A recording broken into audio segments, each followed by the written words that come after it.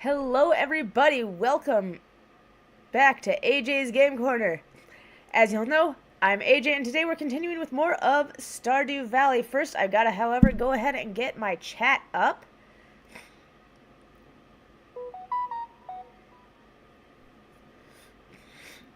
There we go.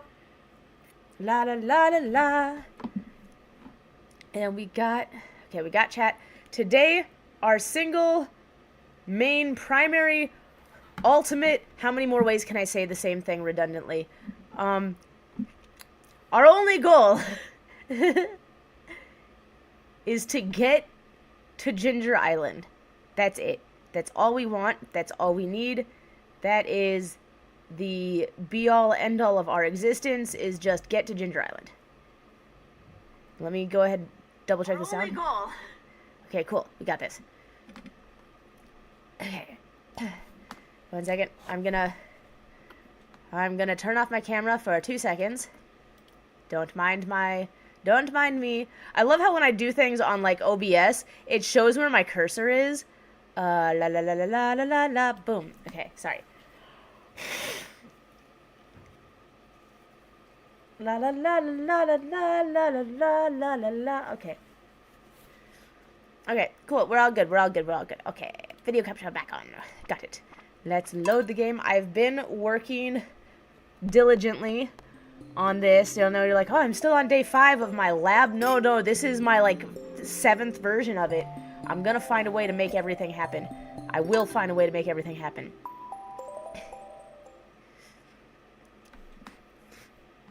Okay. First, let's make sure we have all of the iridium we need.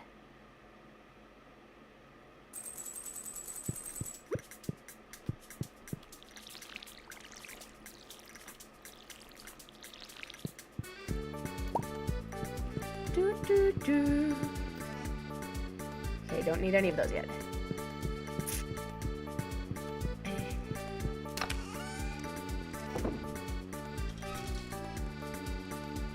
Got that. Gotta go grab my cake turds. No!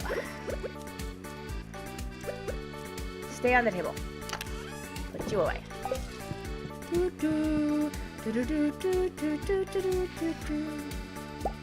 A random potato. I don't know what I'm gonna do with you.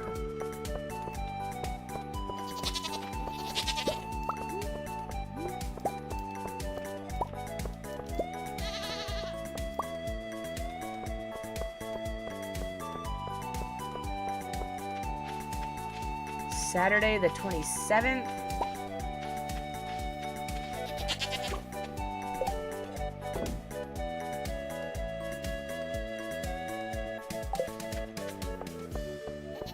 Alright, before we go too crazy here, let's go ahead, drop off what needs to be dropped off.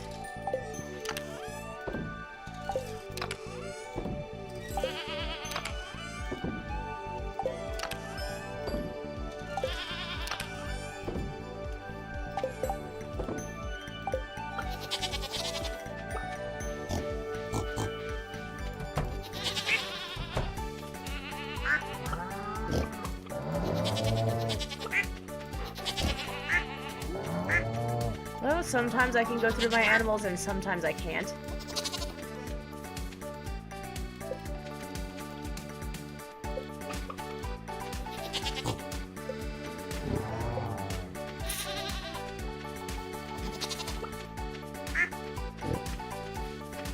Two hours later, I finally greeted all of my animals.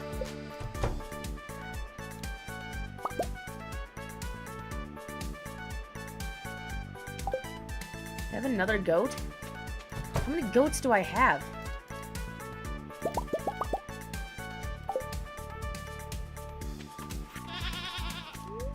Oh, don't eat the watermelon.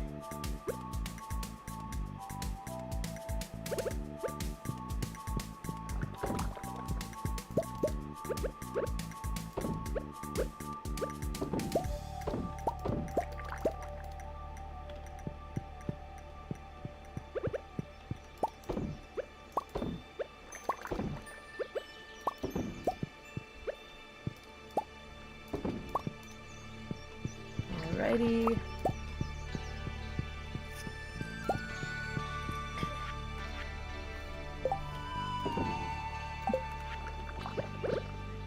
And row goes up here. No, don't eat the row. Okay, cool. Got it. Got it. And then... got more milk that we can throw in.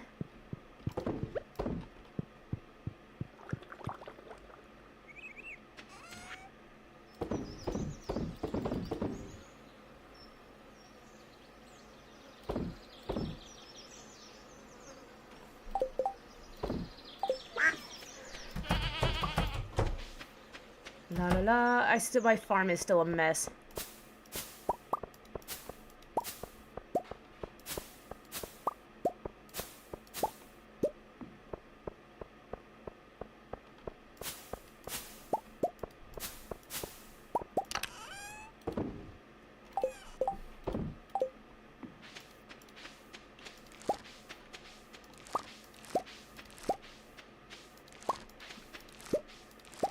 Got radishes. I don't remember if we've done all of the radishes yet. We have. Okay. Okay. In that case...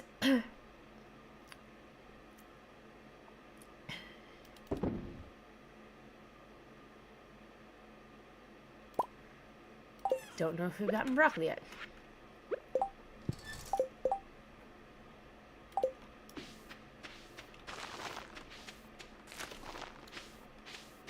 Okay, cool. Broccoli's done. And summer seeds.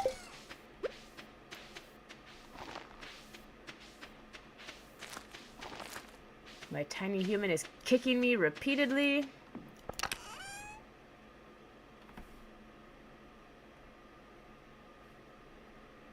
Oh my gosh, Kalen.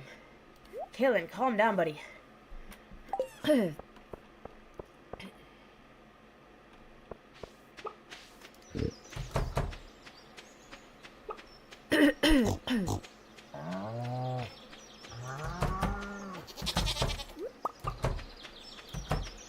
All right, I've got truffles.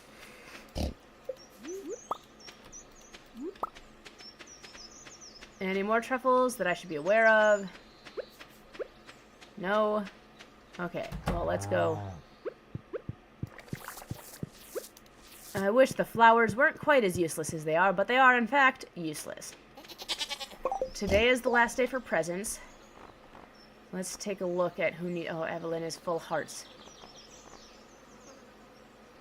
I could get a leek for Penny, a flower for Harvey, and, like, I don't know, a parsnip or something for Sebastian. A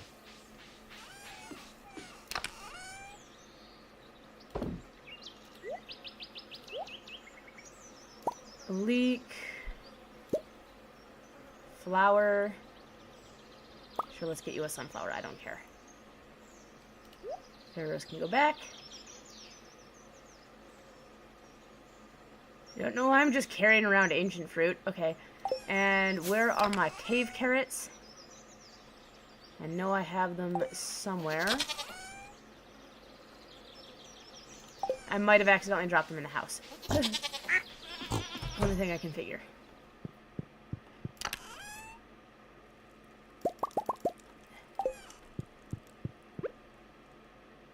Okay, let's go ahead and do that first. And are those the only ones we need? Two. Okay, Penny, Sebastian, Harvey. Yep, Penny, Sebastian, and Harvey. That's it.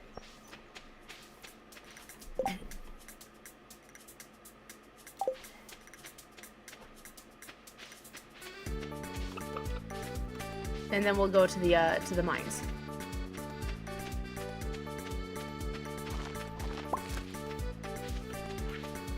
After we chop down some more hardwood, because I feel like I need 200 hardwood. I keep on forgetting how much hardwood I need.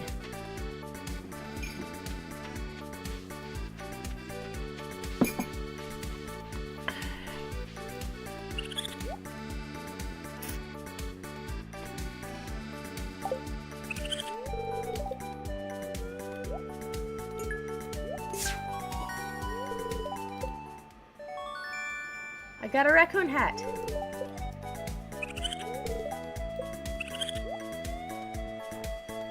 Oh, it's grown bigger.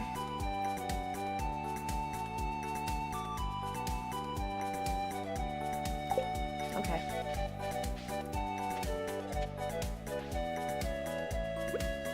I don't actually need mixed seeds anymore.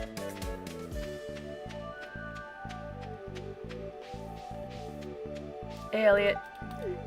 My skin is so delicate.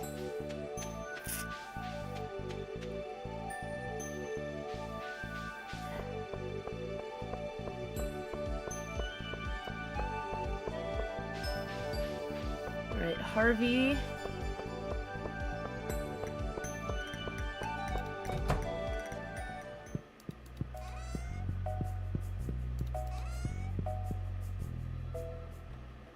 Harvey, where are you? You know, you're always complaining that business is bad, but you're never in the clinic, so how could anybody go to your place to, like, have a walk-in visit ever?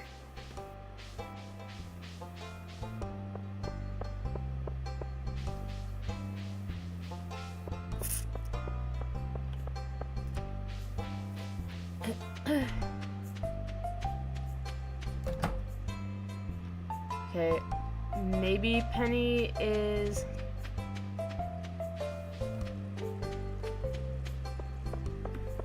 I don't think she tutors on Saturdays. Oh, hello, Harvey.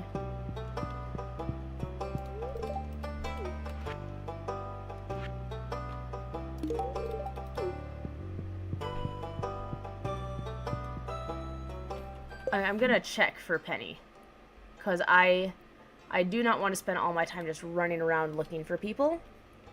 I am opposed to that. Yes, I am assuming he just went down. He wanted me to read multiple books. That sounds about right.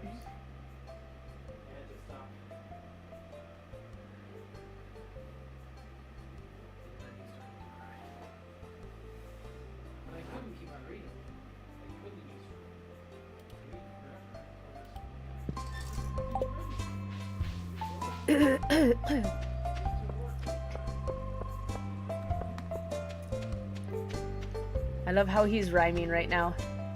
Oh, right.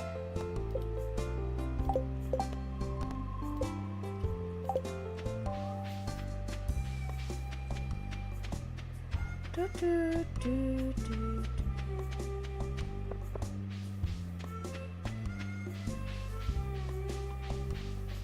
Okay, Kent.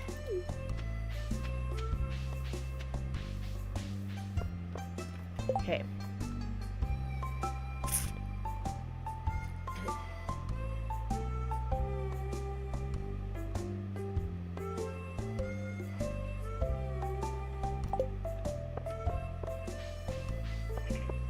Walks Jazz and Vincent to Emily's house.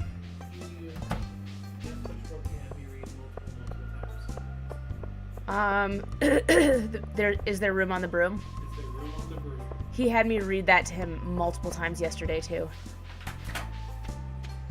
Okay, it says that they walk. It's like he picks a book that he really wants, and then he just read this, read this, read this, read this, read this, and then a couple days later he changes his mind. He's like, nah, I want you to read this one instead. Yep, that's about right. Do you think it's because he's trying to figure out how to say certain words or what certain words are as a deal? I think it has to do with he likes the way we read a particular book, and he enjoys doing it over and over again, and then he gets bored of it and wants to do something else. He does like to read books, which is good. It is good. That is Nope, I don't know where Sebastian is. becoming less and less common.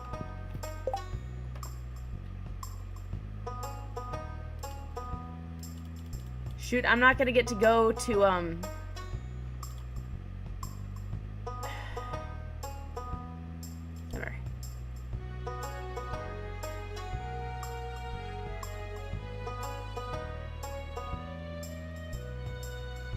Oh, he's in Sam's house. Dadgummit.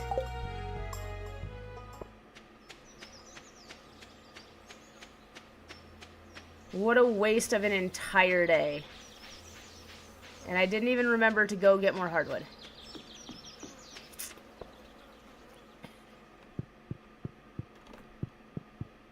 Well, I can at least drop this off. And I can go ahead and grab this and this and this for the next time I go to the other mines, which will be tomorrow, come hell or high water.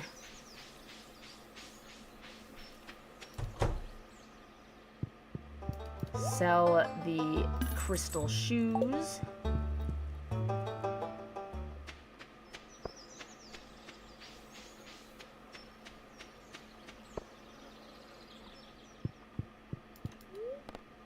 Town. Okay. It's been like the most inefficient day ever.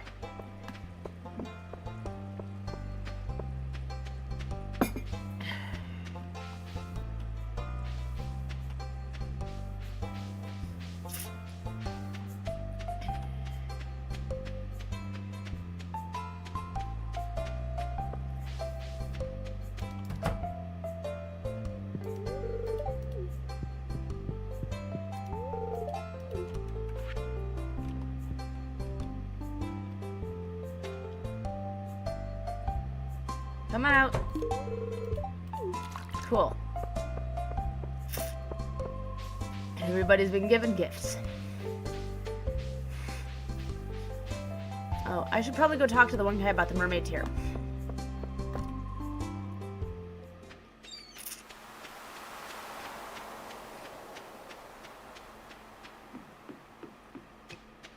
Don't care about any of you. La la la la.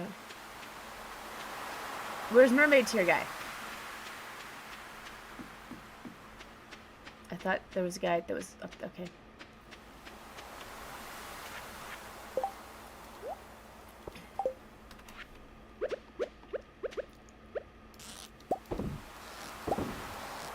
I'm gonna call this game out. Lobsters do not exist in this game. They don't exist. They've never existed.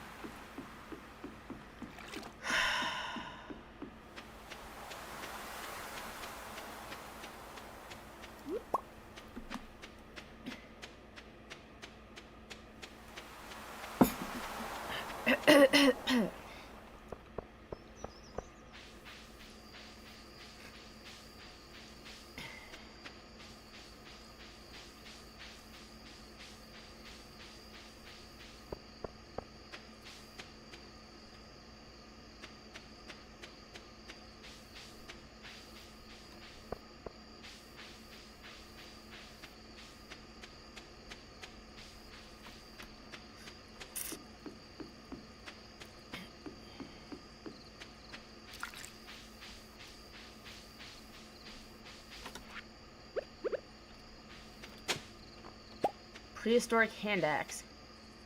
Why am I down here? This is not where I meant to go. I need to go up and over to Choppy Chop Hardwood.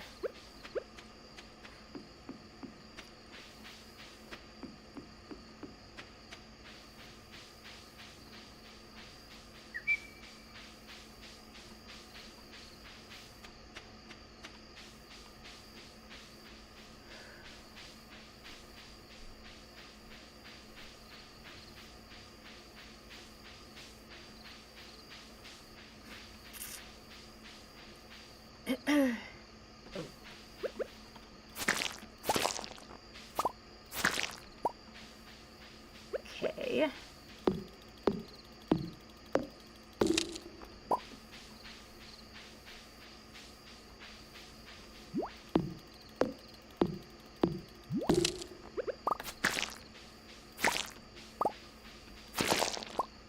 Well, at least the hardwood comes with a side of, you know, getting further along on my slime quest.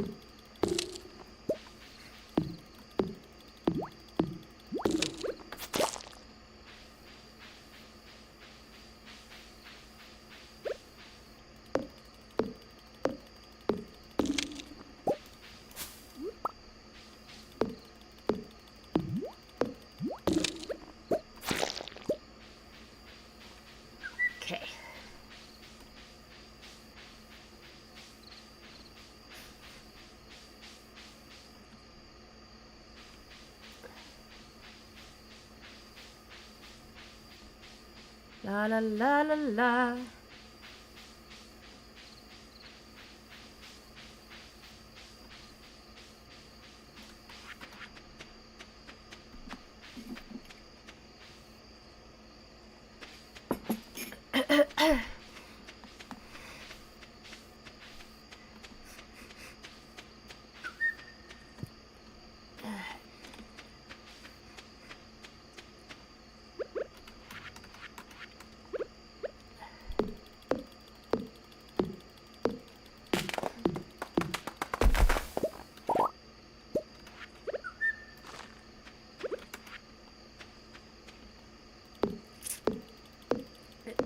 I don't know if this will be enough to push us over the edge.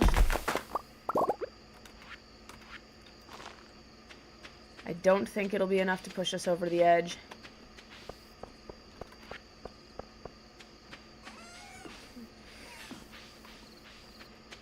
Okay.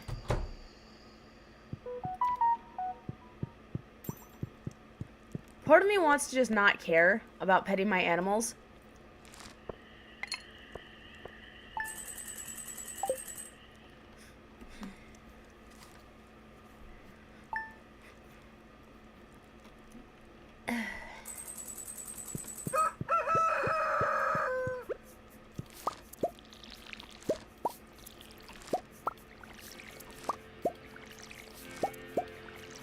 I do think in my next game, I'm not gonna bother making a regular tree grove. I might make a hardwood tree grove.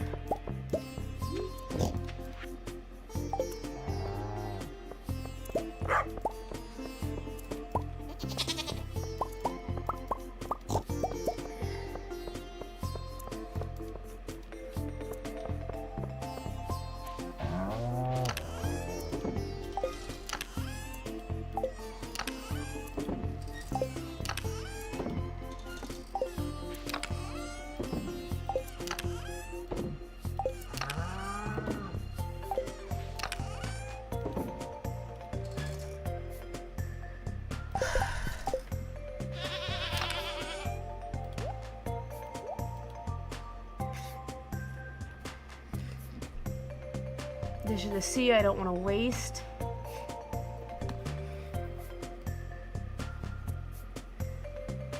Okay. I gotta get some of these guys out of here.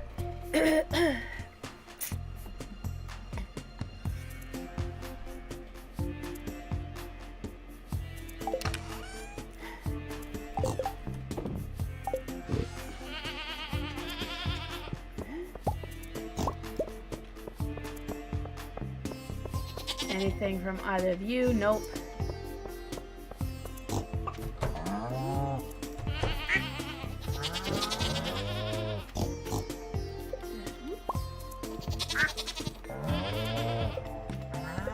Alright.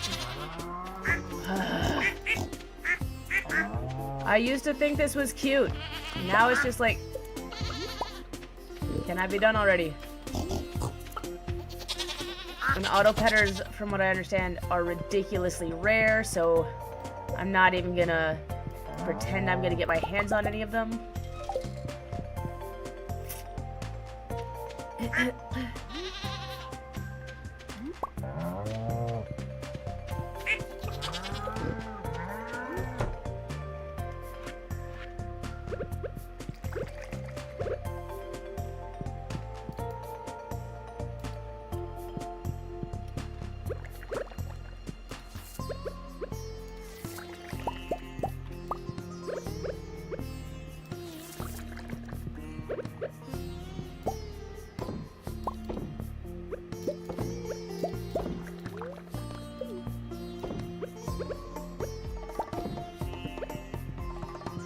Alright, there we go. That can be dropped up there. That can go in there.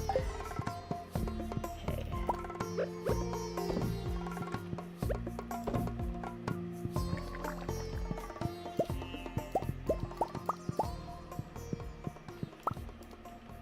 Alright, and I've got all of this.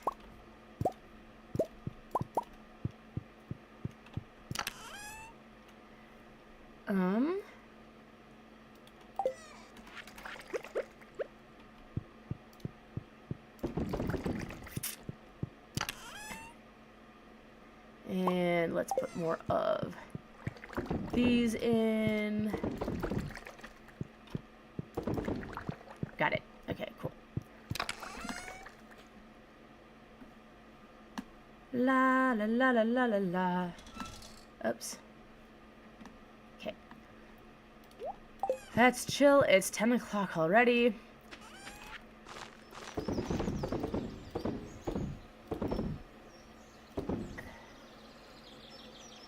Good enough.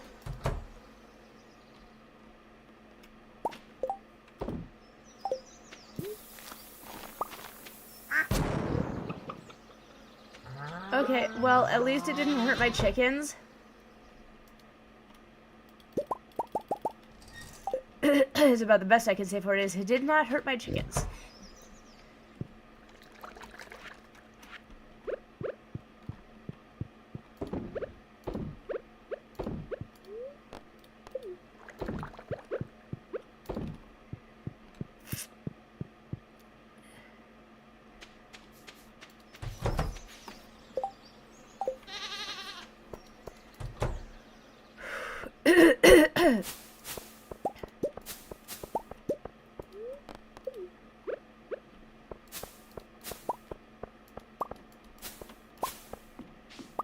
Oh my gosh, and I've got more ancient fruit than I know what to do with.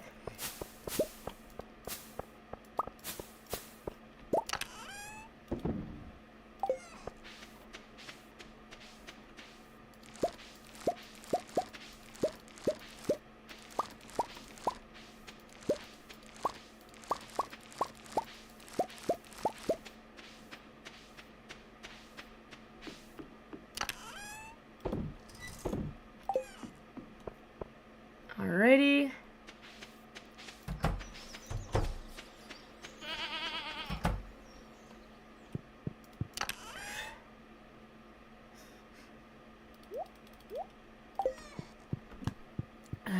Hello and welcome to the stream. Alright.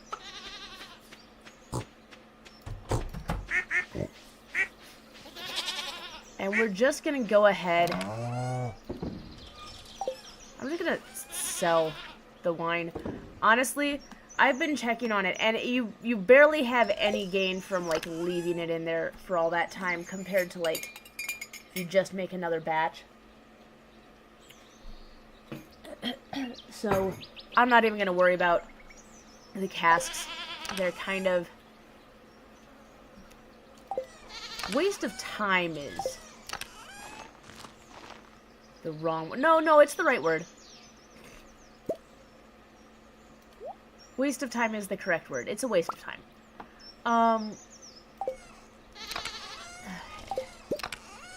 Let's put the lucky rabbit's foot in. Let's... oh. Well, can't. Alright,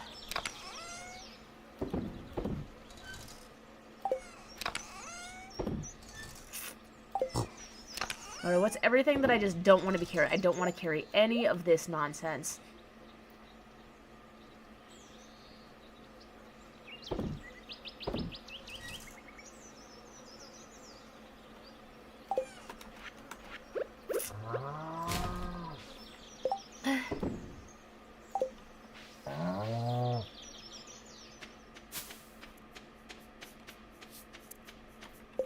And let's make sure I've got this organized so we have food, food, food, bombs, bombs. Yeah, that's how we want that.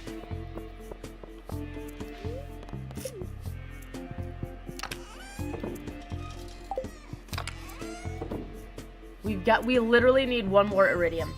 Like, one more iridium ore.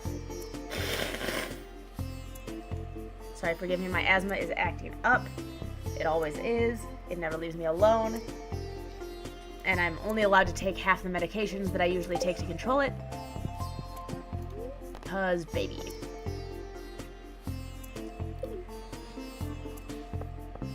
Okay. Buy a ticket to Calco, yes.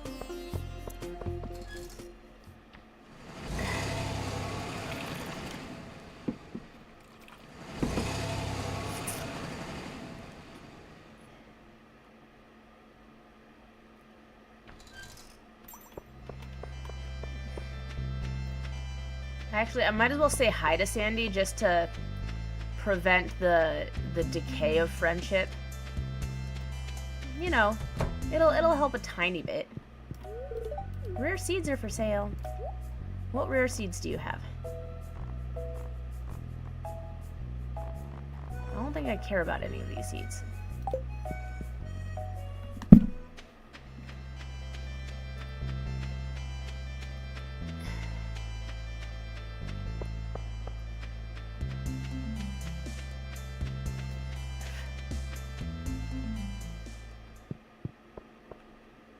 Okay.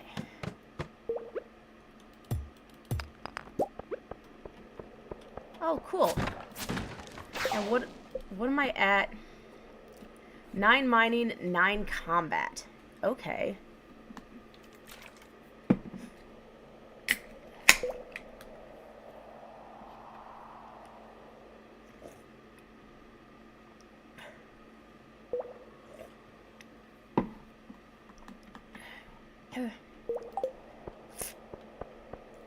I heard a serpent.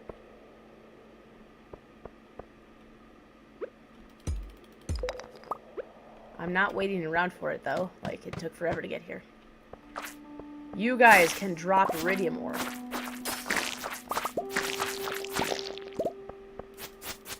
Can you face where I'm trying to get you to face?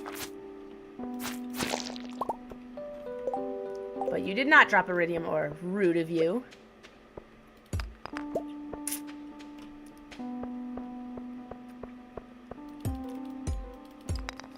Diamond, hello.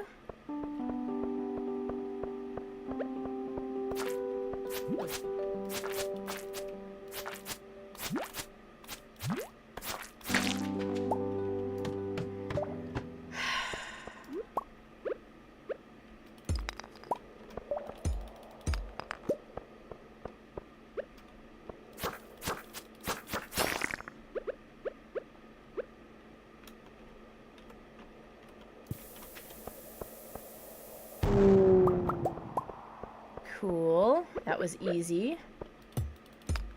I know I have to actually kill mummies for the guild quest.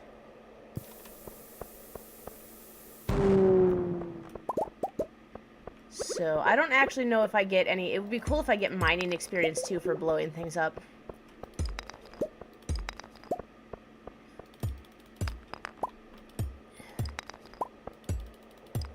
Singular iridium ore. That's all we care about. Singular iridium ore.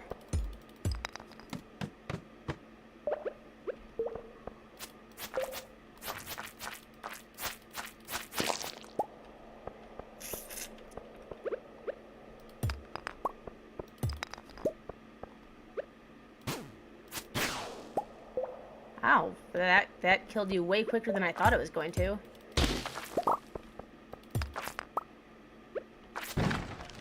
Okay.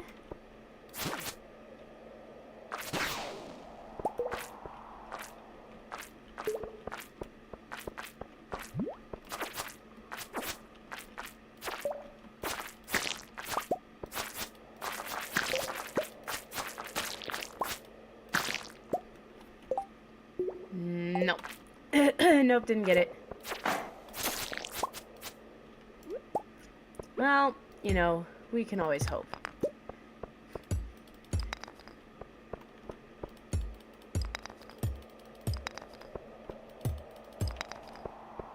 I did not see what my luck was today. Can I get iridium from the Omni Geodes? Like, is that... I did not check that. Can I get iridium from Omni Geodes?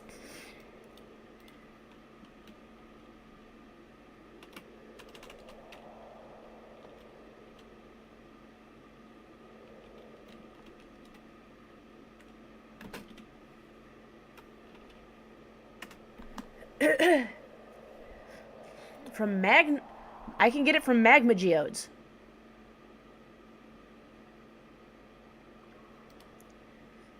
Okay.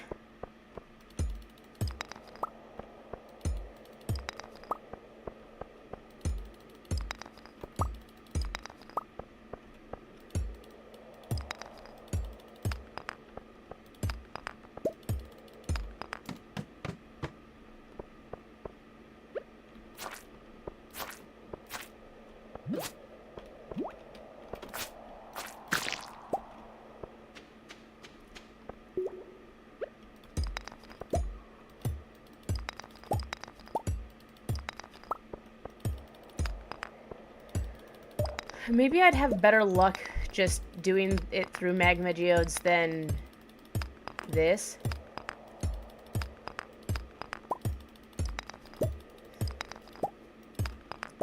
Ooh.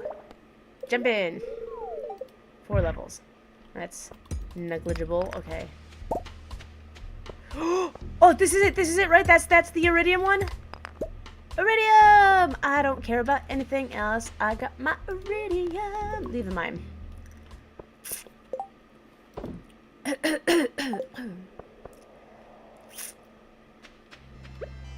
However, might as well try to get the scorpion carp.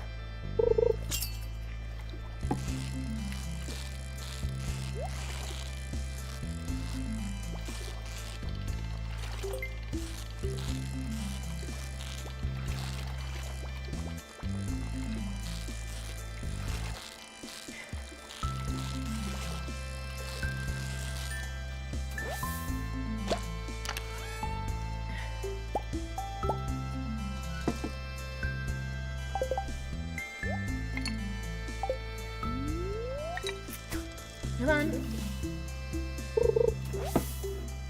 Well, so much for that. We are full now. Let us depart. Yes, let's return to Stardew Valley.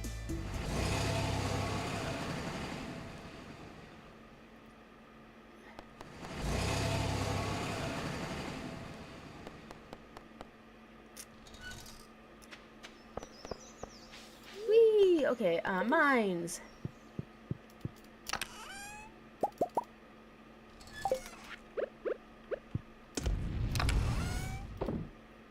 Alrighty. Oh, so beautiful. And I will leave all of you here. Bombs, okay.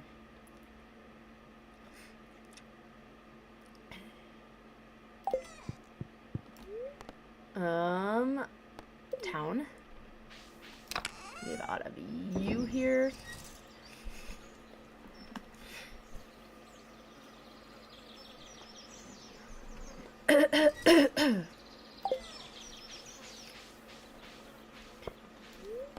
Bus stop. Cool. Now let's see about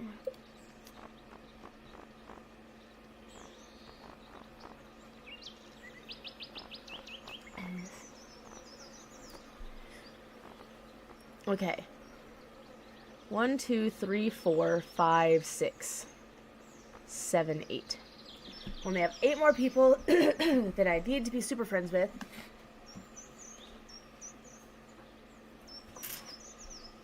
And let's make sure we have their gifts out for the week.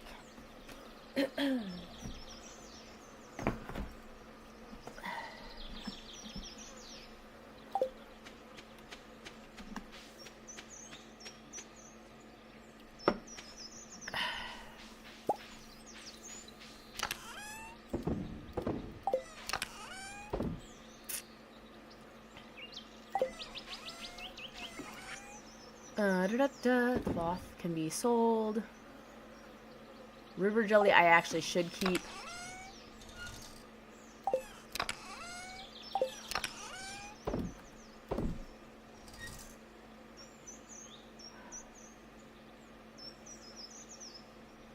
I don't need any of the pickled eggplant though. That I can just take and sell.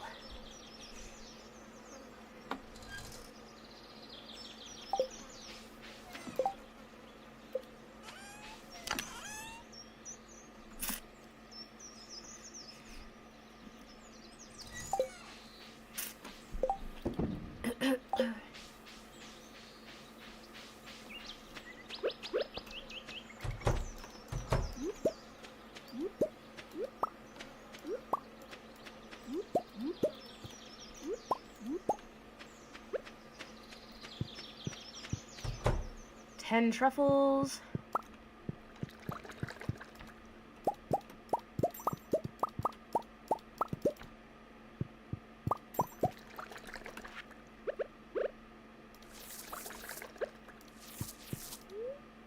Nope. not eat the truffle. Put that in here, grab milk. La la la la la la la la la la la la la la. Okay. Oh, right, the roe. I completely forgot about the roe. No, don't eat the sandfish roe. That's gross.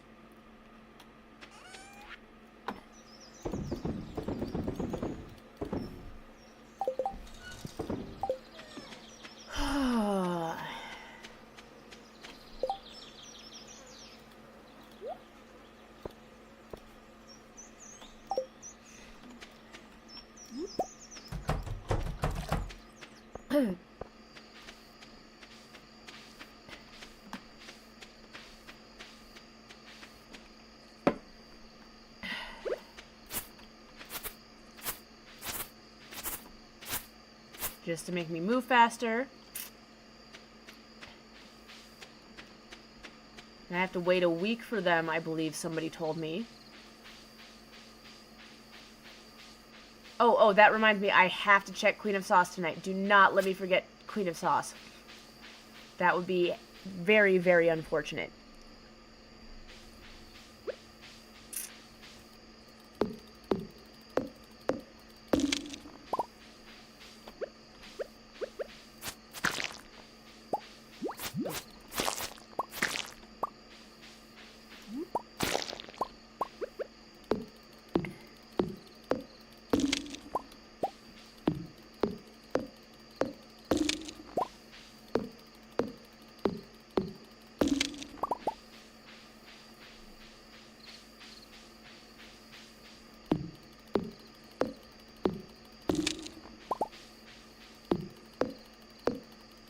I'm gonna be 4 short tomorrow. I don't care about you enough to kill you. Sorry, buddy. I mean, I guess not sorry. Oh, Dance of the Moonlight Jellies! Almost forgot about that.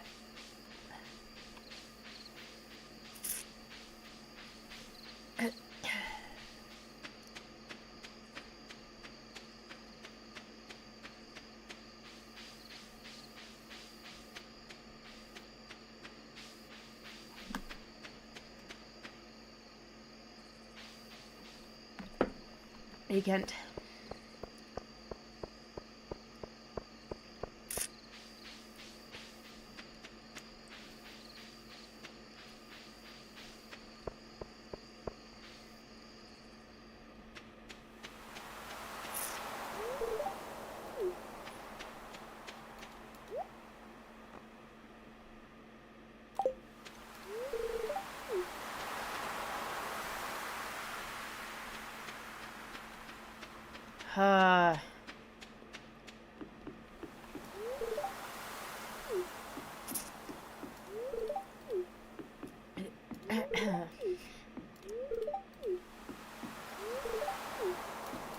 Oh my gosh, got plans for the fall? Yes, make money, go to Ginger Island.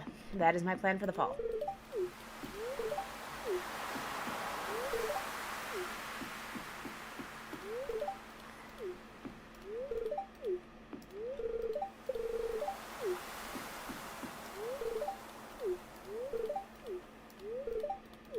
I'm just glad that most of you are all in one place today, so I can talk to everybody.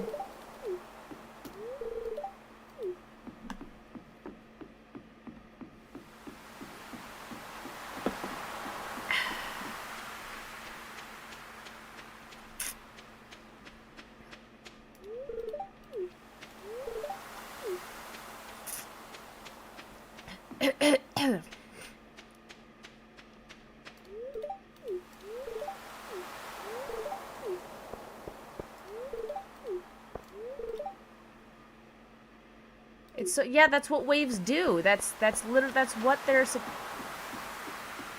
Hi, Linus. Linus, why don't you go stand by other people, like...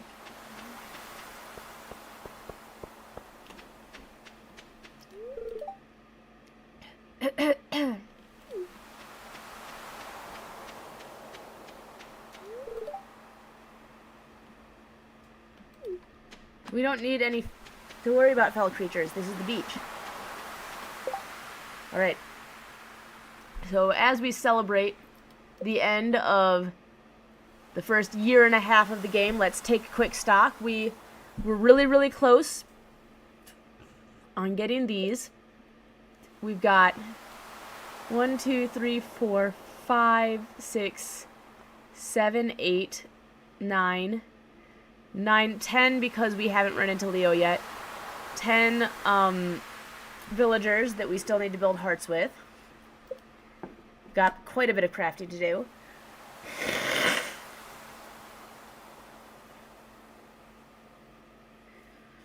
Quite a bit of crafting to do.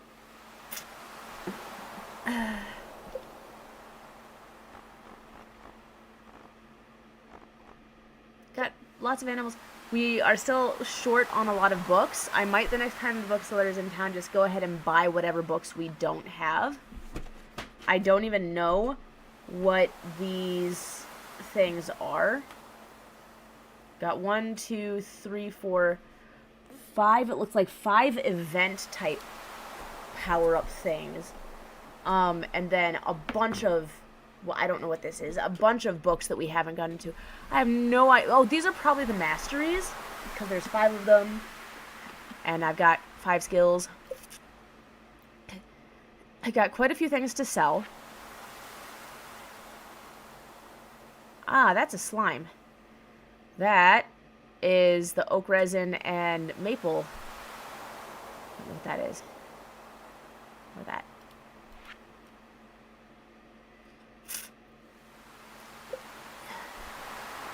Scorpion carp and lobster are the only 2 ones around here that I need to run into. These are going to be on Ginger Island, so I got to get there. Quite a few artifacts missing that I got to find. Still got to do all my cooking, but I have ingredients that I don't have for that yet.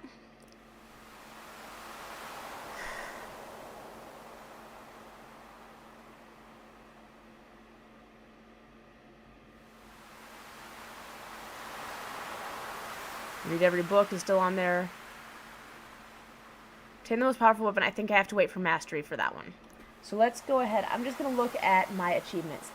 Earn 10 million. That's, I think, this one. Complete the museum collection. Yep, that's that. Reach maximum hearts with every villager. I'm nowhere near. Cook every recipe.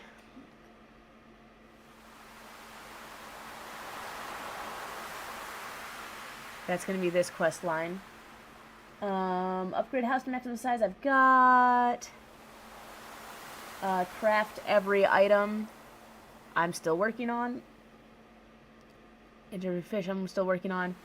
There's all my polycultures and monocultures. Where am I at for the monoculture, by the way? Now we're only about 100 off. I don't know why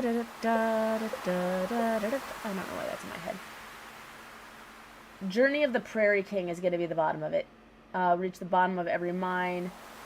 Get married and have 2 kids is going to be one of these. Haven't seen a movie yet. I don't know how to invite somebody to see a movie. Hello, Flays!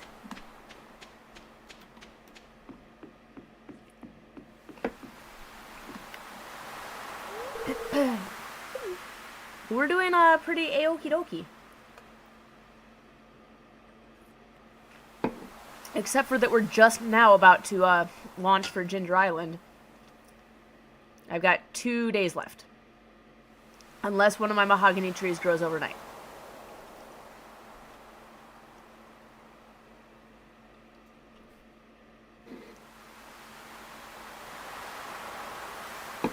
Hello, Moonlight Jellies.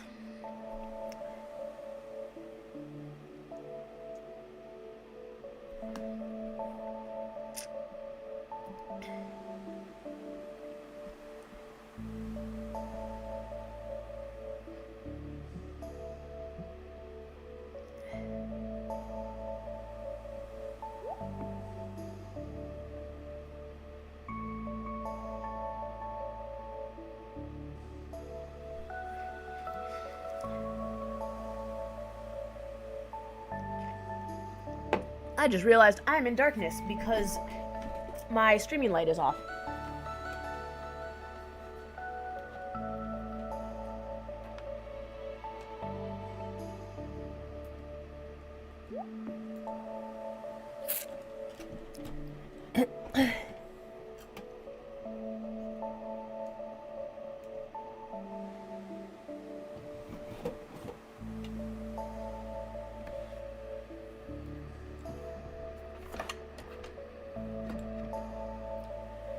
we go.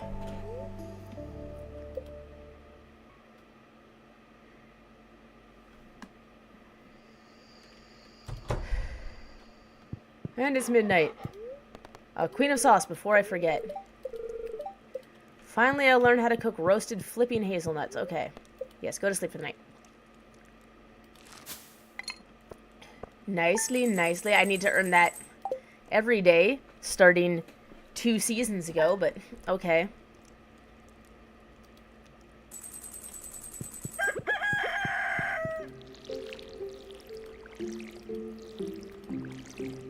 I've discovered that casks are generally a waste of time. I mean, getting them to silver is one thing, but, like, getting them all the way, like... and the time it takes to get 1 round to gold, you earn the same amount of money as you would have earned, like, just swapping to something else.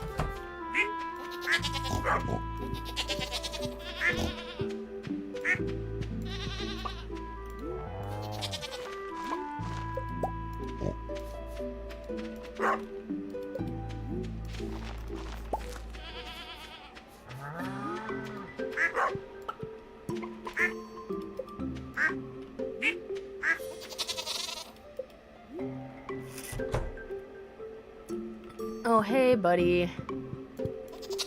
Like, I actually did the math, and it is identical. So I'm like, they've fooled everybody into thinking it's worth it. But it is not.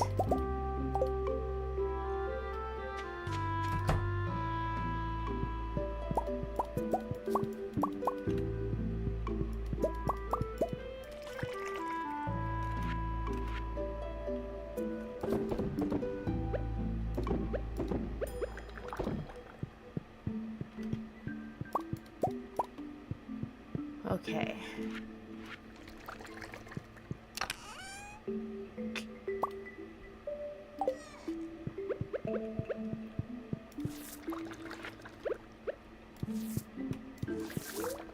No, don't eat the truffle. Okay. Alrighty.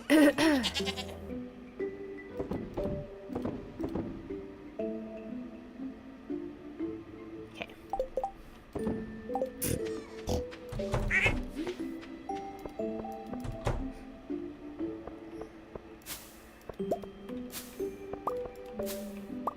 So the casks are good for one thing and one thing only, and that's for aging something up to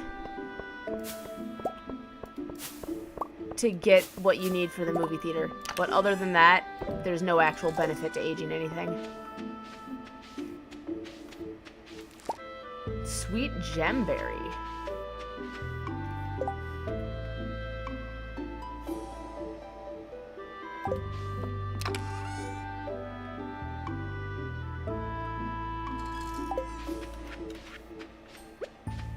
You think I could get extra seeds back?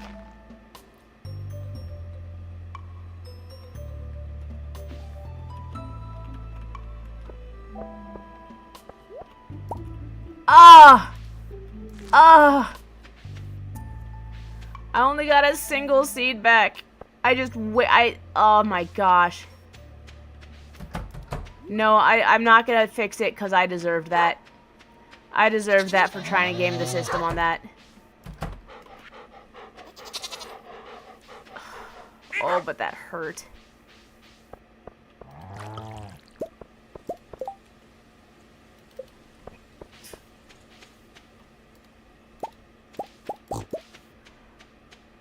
Okay, this is all wild honey.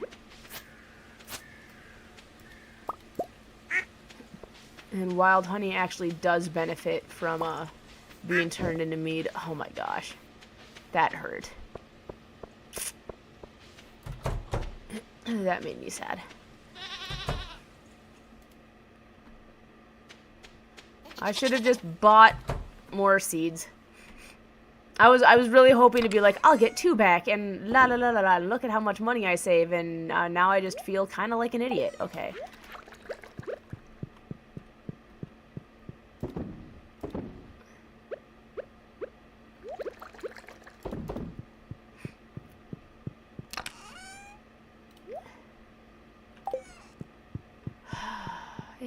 It is unfortunate, but I'll be honest, I deserved that. I deserved that. I'm not gonna fix it because I had it coming.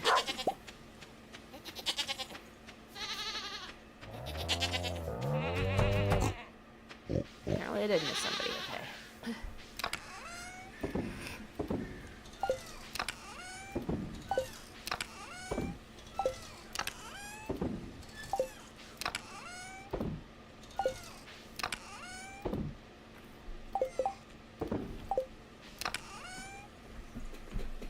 Okay.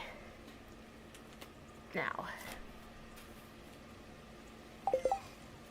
Social. What da da da da da. Okay.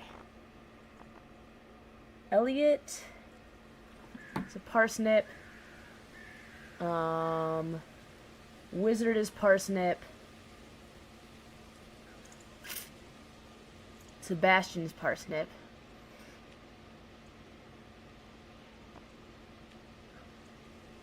The dwarf is a parsnip.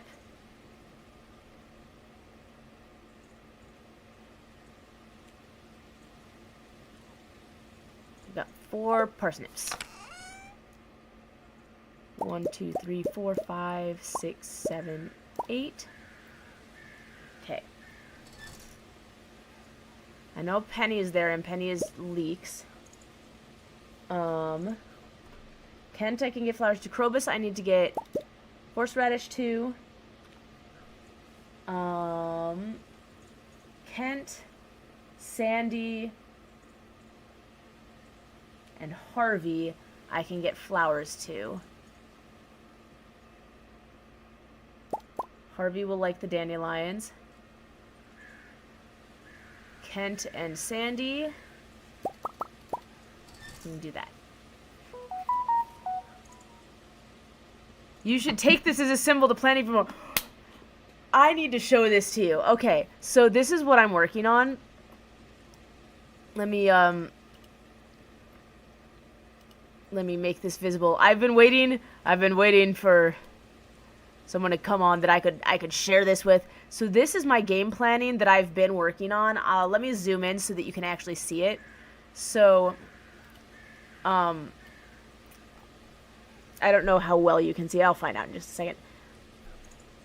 So, for instance, I've got each day of the year going all the way down to the end of the first year. This only goes through the first year.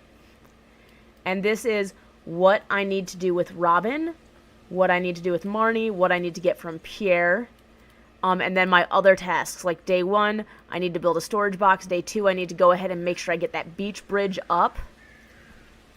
Day 3, I get the 6 when I get the tappers on, which means I need so, and then over here, for me, I see, okay, this is how much gold I need to accomplish that, how much wood, how much stone, and then like any other random things that I need, like the seaweed, the green algae. And I've even gone so far as be like, okay, she's not in her shop on Tuesday, so for instance, instead of building a 3-day build here, I only build the fish pond so that I can get the 3-day build on the deluxe barn so that nothing is done on a Tuesday, so that I can always basically have Robin always be building things.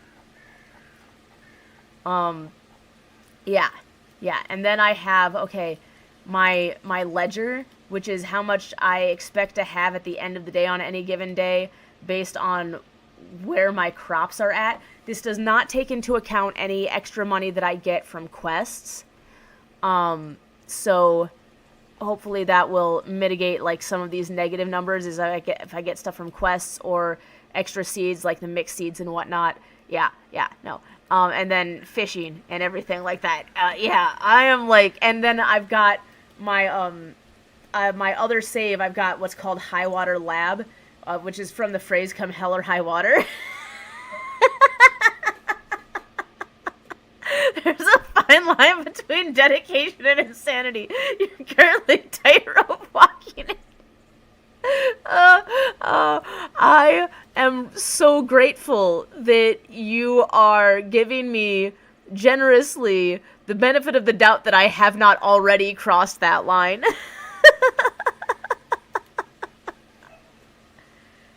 Oh shoot, I was laughing too loud. Don't wake up, baby. It's not time for you to wake up yet. Okay. I'm sorry, I heard my baby make a sound. I'm like, I laughed too loud. Okay, no, but, so that's what I do in my spare time. Oh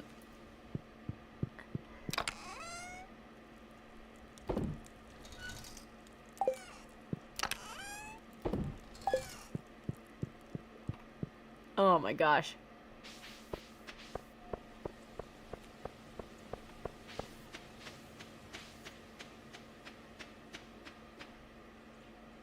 What are these? What are these things?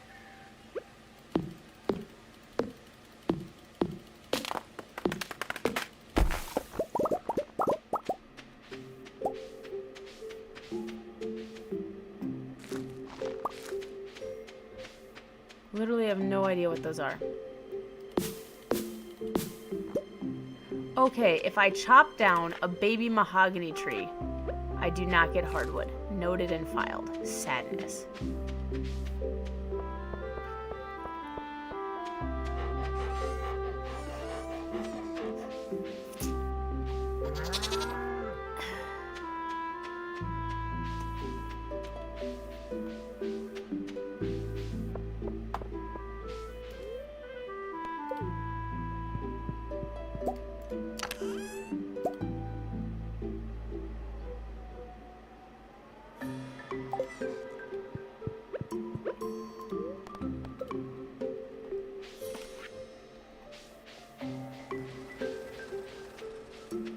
Okay.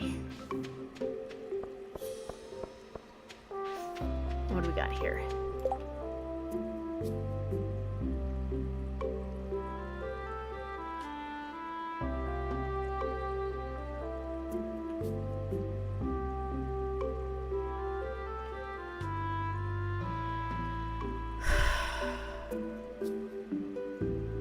$100 bok choy.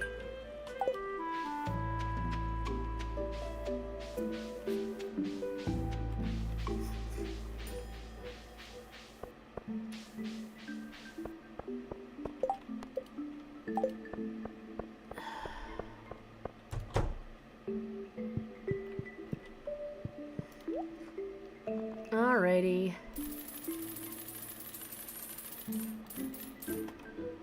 Got it.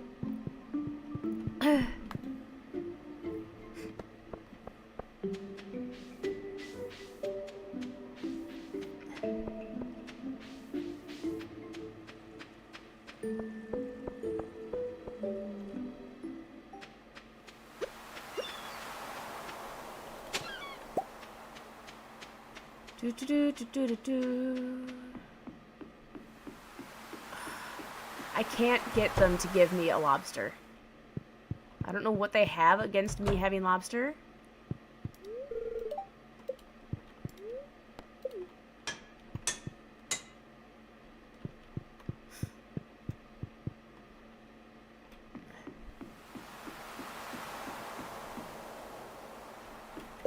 How do I do with Abigail?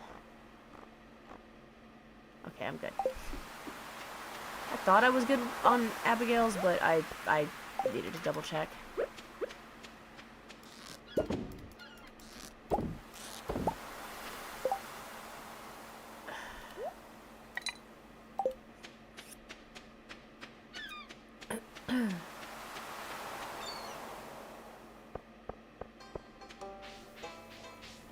Alright, Harvey.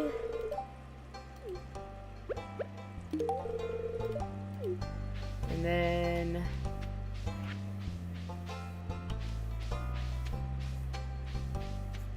let's go over here.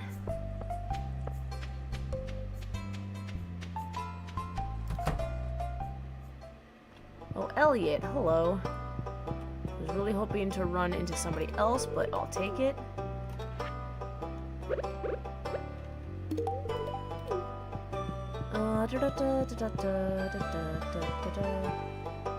We'll go down in the sewers and deliver something to Krobus.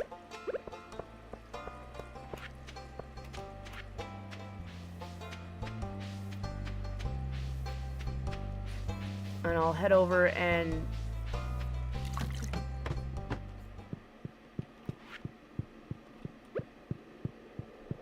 Archrobus.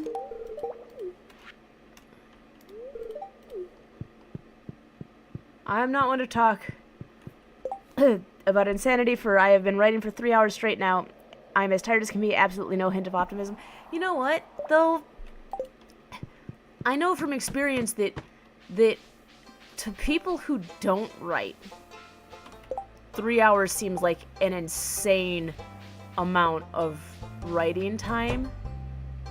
But for people that do write on a regular basis, like that's what they do, is they're a writer, professionally or not, if you're driven to write, like I've definitely seen way crazier than 3 hours. No, dadgummit.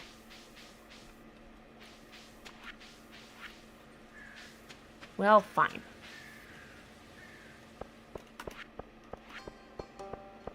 Where's Penny?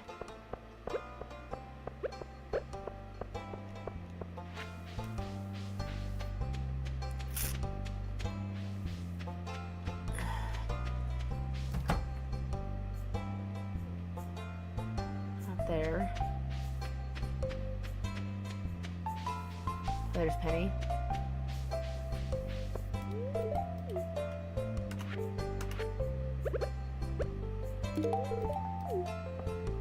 Sebastian and the Wizard. Okay.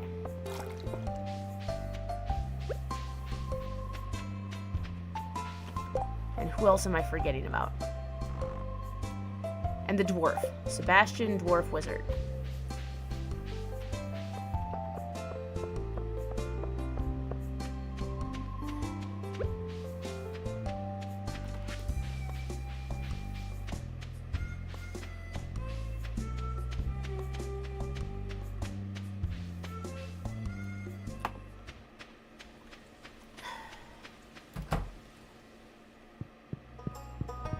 Probably out by the...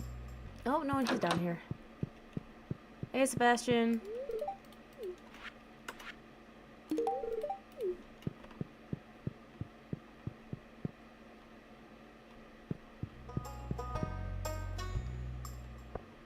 Doo-doo-doo.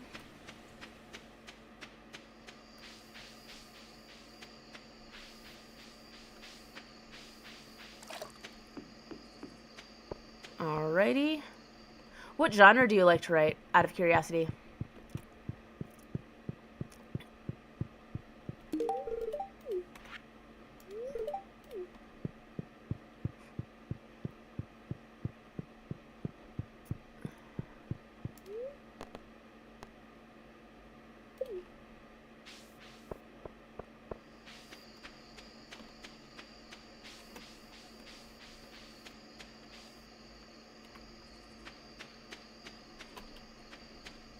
Hey, buddy. Okay.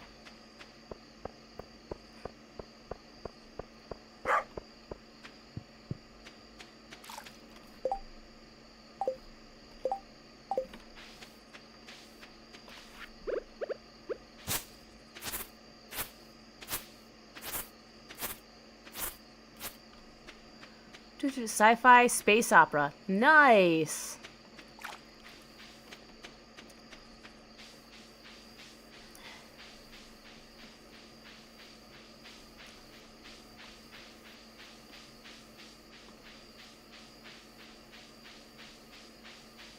I'm guessing you were a fan of the original Star Wars, since that was like first space opera I ever watched. There's not a lot of space opera in writing that hit mainstream.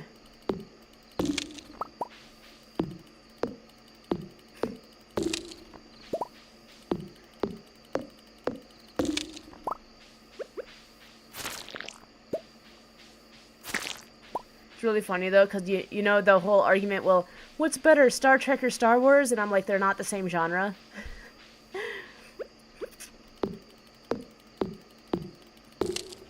Because Star Wars is a space opera and Star Trek is a sci-fi fantasy western. It is. It is a Western. Much like, Firefly is a sci-fi Western.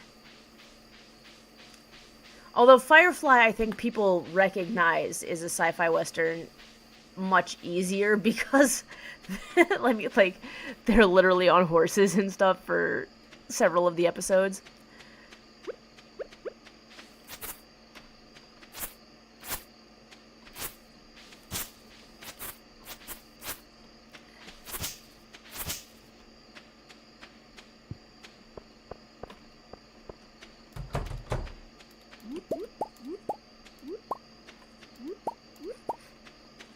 Whereas Doctor Who is straight up sci-fi fantasy.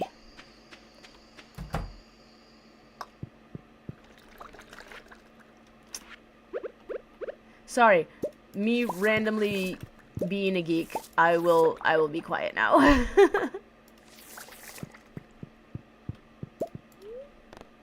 No, don't eat the truffle. Okay. Don't eat the truffle. No, but I'm trying to think in books. What would that equate to? Because the sci-fi that I've read in books has largely been straight up sci-fi, and also a lot of sci-fi romance because I'm a sucker for it.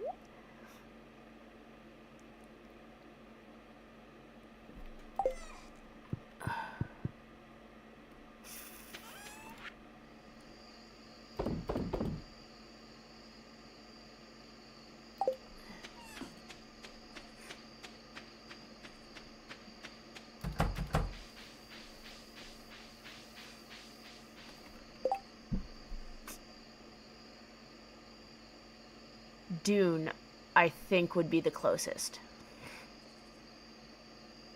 The book, I mean, the original book that the movies were based off of, I think would be the closest that I am familiar with.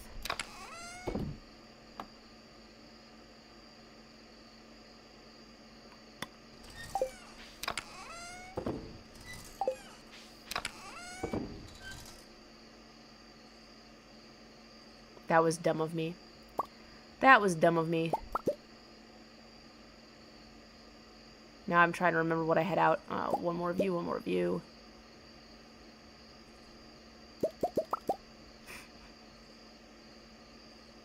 I always wanted to make my own space opera, a genre I love more than fantasy, and that's impressive. Yeah. I tend to, when I'm writing, I tend to lean towards fantasy romance, especially, adventure fantasy, and I tend to lean towards high fantasy where you're at like you know the one high fantasy like where you're actually creating the world from scratch, as opposed to like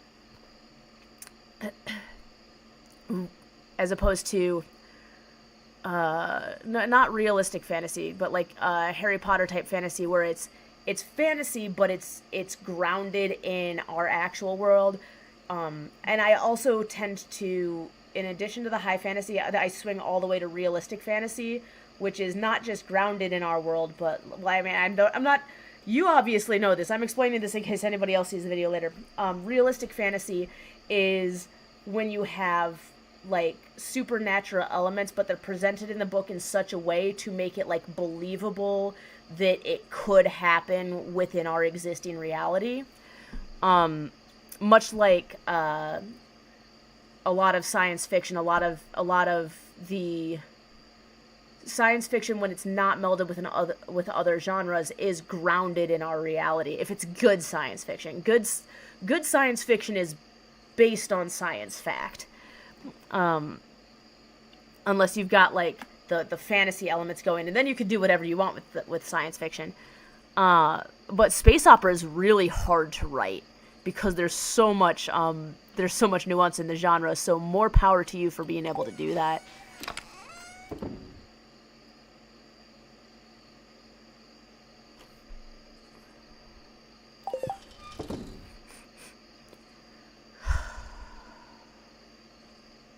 Crafting. All right, let's go see if we can knock out some crafting over here. Crafting. I know I've already done the bombs. can find them. Crafted, crafted, crafted. Fences.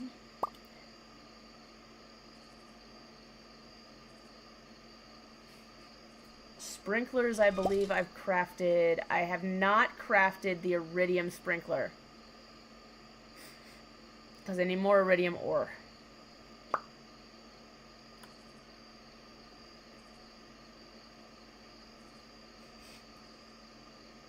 Okay. Okay, fine. Fine, be that way. See if I care. See if I care. I'm lacking in iridium.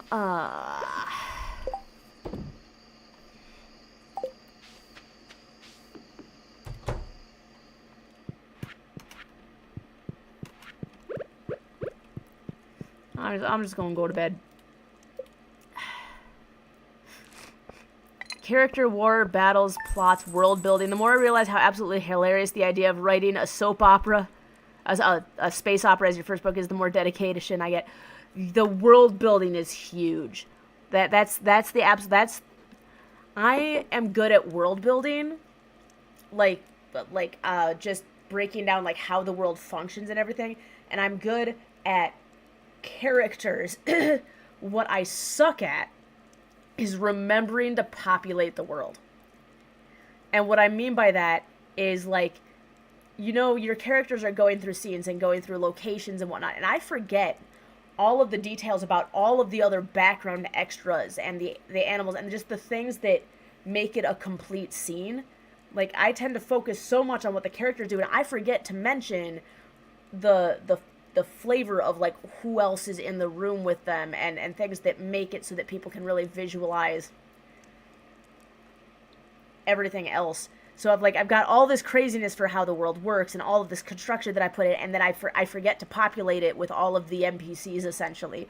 So that's, like, 90% of my second draft of books is adding in NPCs, essentially. Oh my gosh. But most of my books are stuck on their second or third draft because I'm never satisfied with them. I'll probably never actually publish anything. I have lots and lots and lots of books that I've written rough drafts of, and I don't think I'll ever actually publish anything because I don't think I'll ever be ready for the world to, like, for anybody to read them.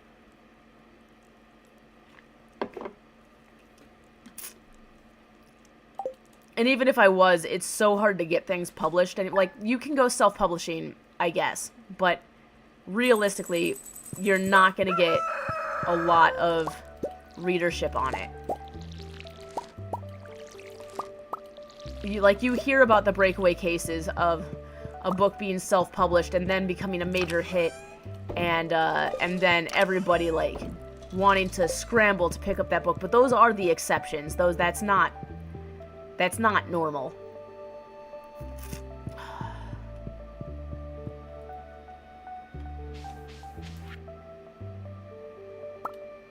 Baked fish. Thank you, Cuss. Wow. I forgot to buy flowers. And now I'm too lazy to buy them because I don't want to water them every day.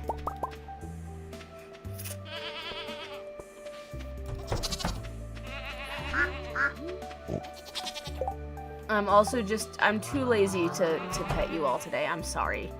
I've got so many things I gotta do. Like, please cut me some slack today.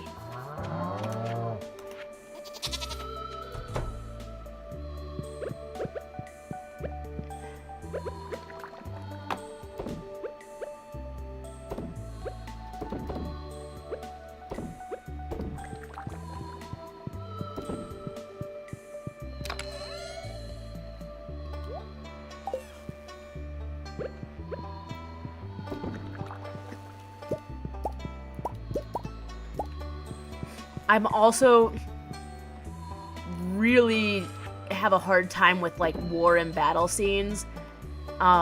It's one thing if it's, like, a smaller skirmish between a handful of people, but once it gets to be, like an actual full-on battle sequence, those are really rough for me. My husband's actually pretty good at them. And his the books that he's working on have a lot of battle sequences. There's a lot of war in his books. Mine tend to be much more Lord of the Rings, but like specifically Fellowship of the Ring level skirmishes where you've got a couple of, like, you might have a lot of enemies or anything, but you only have a couple of main players in the battle, as opposed to like when you get into the later books where all of a sudden you're like, okay, now we're like overwhelmed with thousands of people on the battlefield.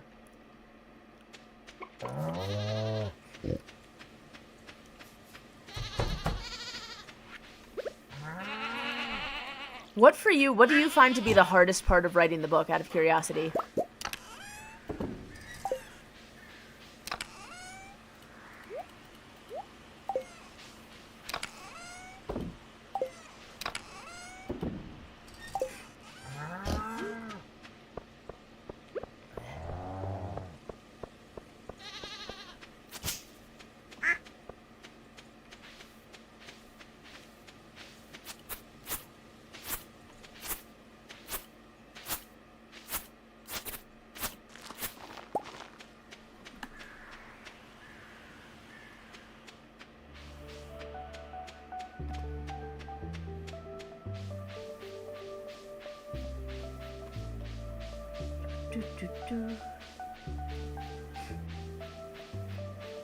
Okay.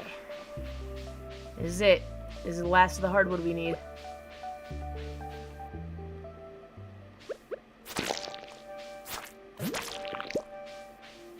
Oh, they slimed me. Okay. Just time in general? Yeah. No, I don't want to fish. Okay, come on.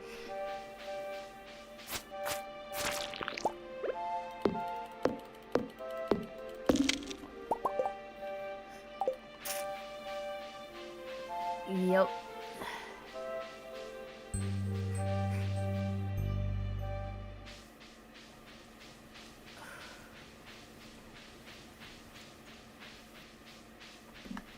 Hi, Kaylin.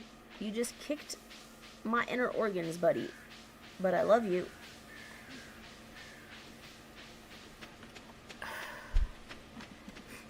Schedules get screwed, writing gets flawed. Motivation gets flushed, ideas get old. Yeah. For me, it's the motivation when scenes aren't working out the way I thought they were going to be working out, and figuring out how to push through it, that gets hard for me.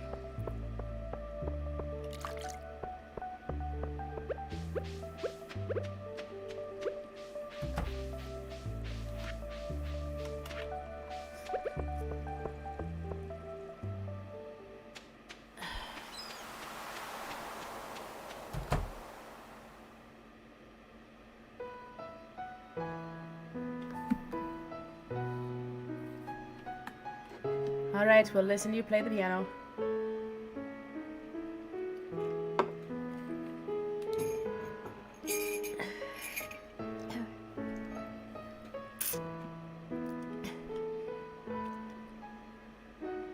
Can I be done listening to you play the piano? Okay.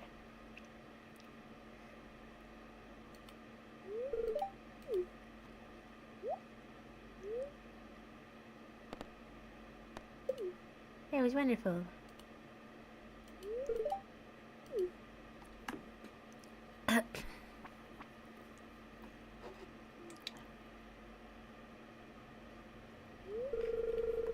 Working day and night to try to finish my book.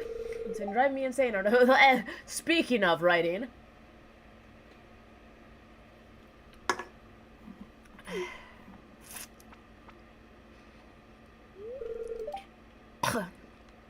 An occasional toot is the only recreation I allow myself. Well, no wonder you're having trouble writing. If you don't give yourself breaks. Elliot, I don't think your writing's very good. I'm just going to suggest that probably your writing would not be my cup of tea. Because if you do not go out and have life experience, and they don't have to be crazy life experiences, But, like, if you isolate yourself from other... How can you write about people if you don't spend time around people? And if you don't want to interact with them, that's fine. Like, I'm an introvert too, but you at least have to go watch how humans interact with each other. You have to, like... Every life experience you have is something you can use for your writing. If you are denying yourself any life experiences in this cabin where your desk and your piano and the places where you spend your time don't even look out of windows into the world, your windows are not placed where you can even see the outside.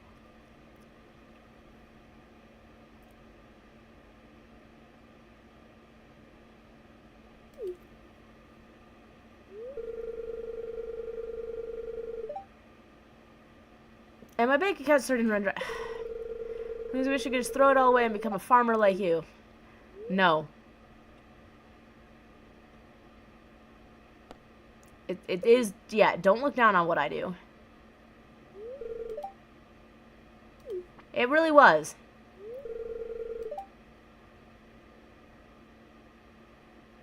You don't, yeah, then go experience real life. Jeez, go work in the community center.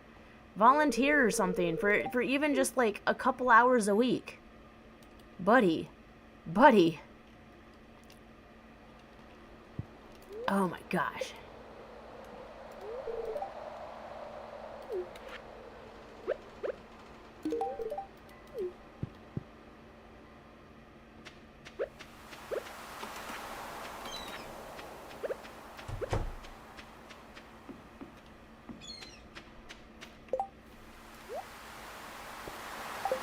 That's it. I am going to officially state for the record that I do not believe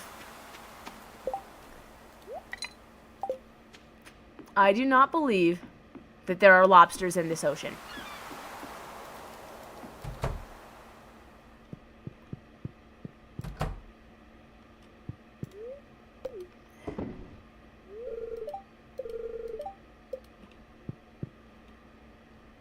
There's no lobsters in this ocean. I've been lied to.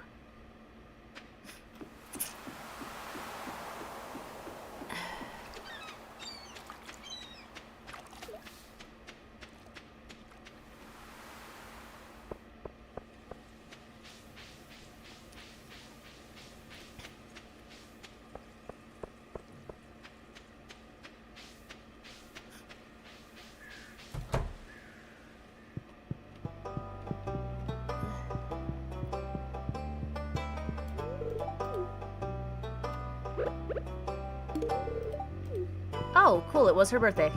Did not even know that.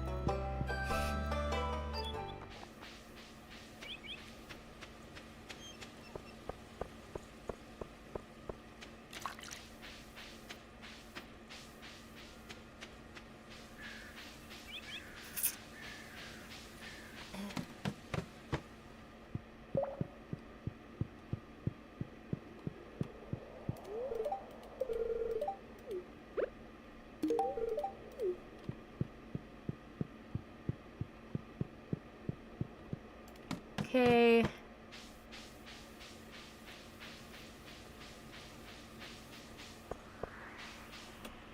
Harvey.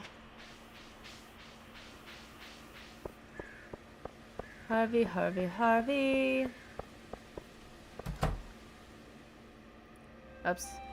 Guess it's time for another cutscene. I was just about to write me a letter. Oh, thank you.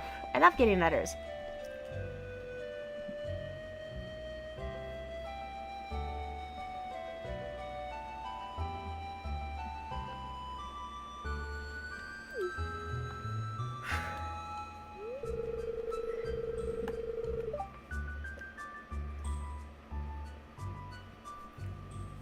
An annual checkup. Oh, no, thank you. I don't. I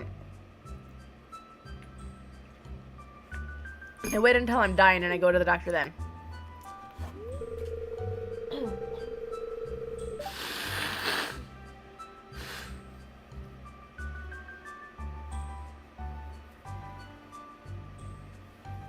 If I'm not dying, I don't need to go to the doctor.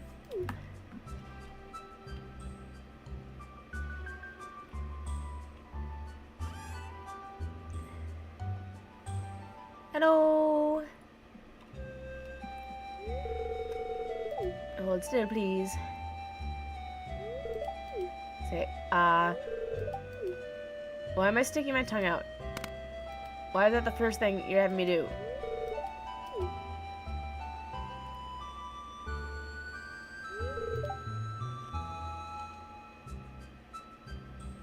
I'm a little out of breath from working on the farm.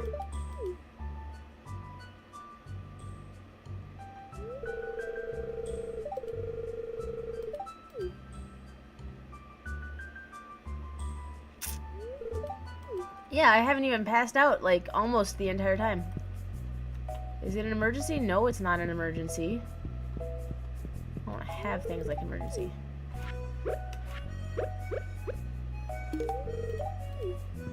Alrighty.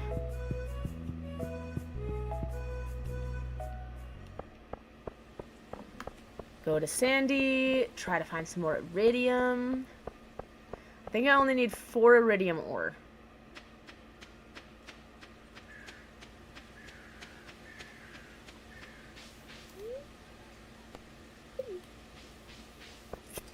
Hey, I finally didn't run through. To be honest, my favorite thing about writing is making my characters more alive and battles. If you can write battles, I personally find anybody who can actually write battle scenes, like, I find that incredibly impressive.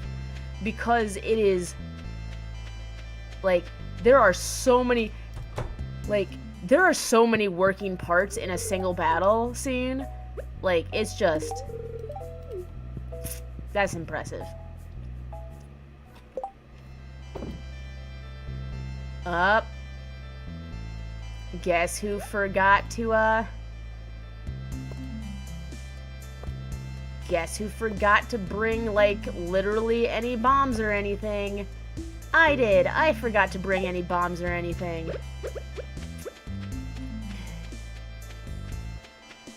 Character arcs are just fun as bad. Yeah, character arcs, I like. I like, planning out. What I don't like is when my characters aren't obedient, which happens more often than I should probably admit to.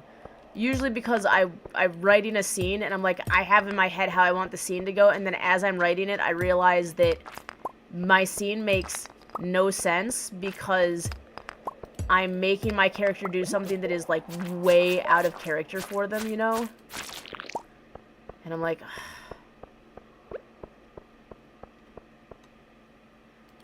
it's a lot, but it's very fun imagining the carnage. Wow.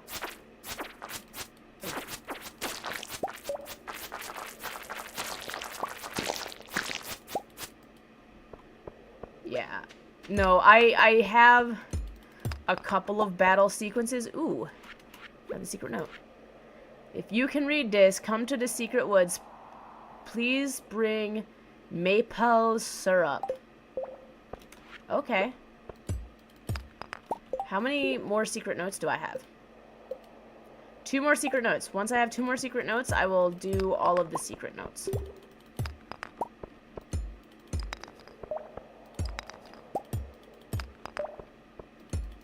Yeah, no, but I always have to, like, have somebody consulting with me on that. I completely know my characters because I write characters specifically for both me and writers to fully understand the characters. Yeah. No, my thing is not that I don't understand my characters. It's that usually I have a fun idea for a scene where I just think the scene itself is fun, and then I realize that even though I think the scene is fun, it just does not work for my characters. Like, I am... Like, when people started saying, you know, kill your darlings, it was for people like me who just were like, I have a fun idea. It doesn't really work for the story, but it's a fun scene. Okay.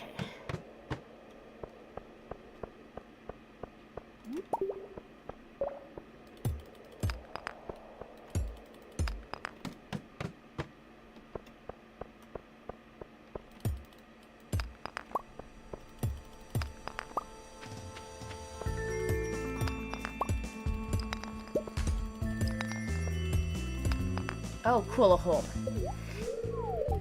5 levels. Awesome.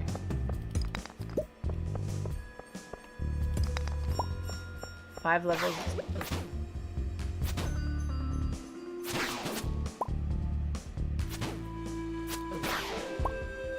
Oh, come on.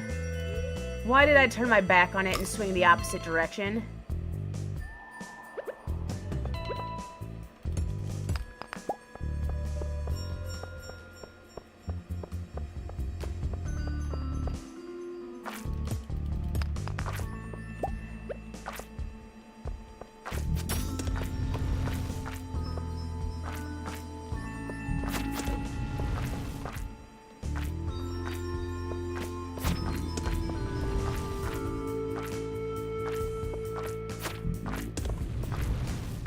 Come on.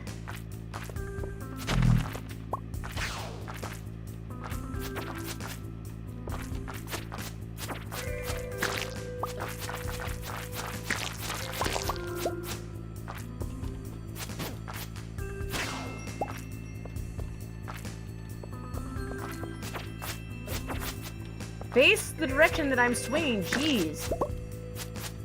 Oh my gosh. Yeah, eat a chocolate cake. I am so attached to my characters, and killing them off is just as painful as if you were a viewer. Yes. Yes. I have a book that I'm working on where I have not decided whether or not she is going to survive the book. And on the one hand, I almost never kill off my main characters.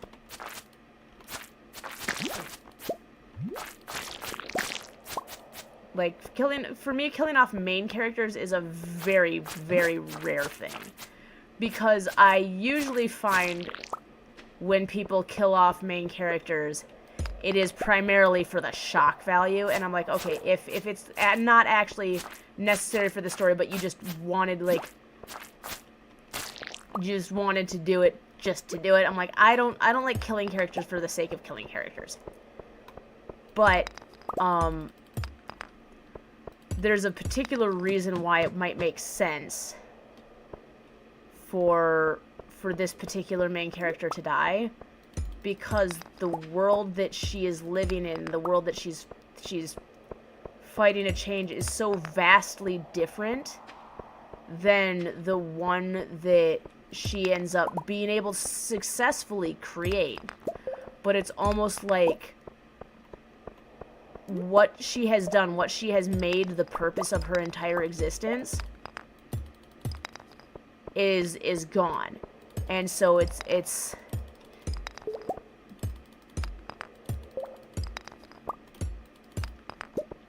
almost like, I don't know, even though she's kind of fighting to escape the way things are, I don't know that she can actually handle the world that she managed to create, because I don't know that she knows how to exist without conflict, if that makes sense.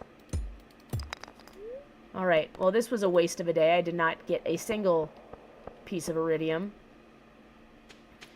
Oh, that's right. I could just go get a bunch of magma geodes and crack them open. What is the drop rate for magma geodes giving iridium?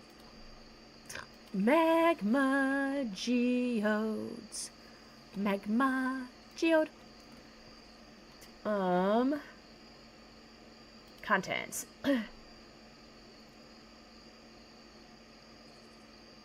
Resources.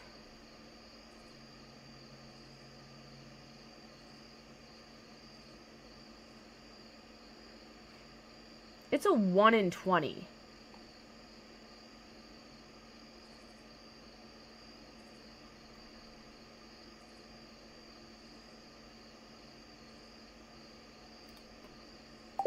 Okay.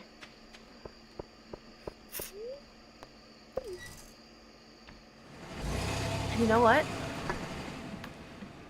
We're gonna...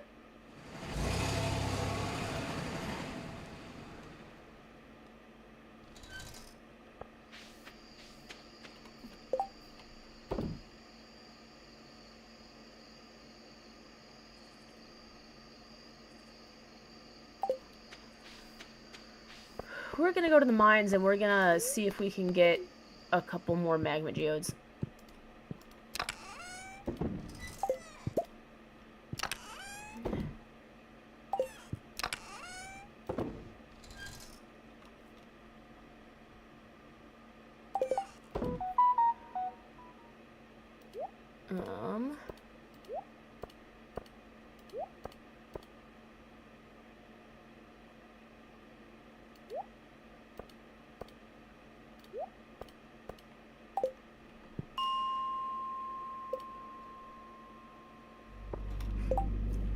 Yeah, which is a problem because my book is an anti-war and there's no better way to get the message across than killing the characters. Yeah, yep. But at least that's purposeful, you know?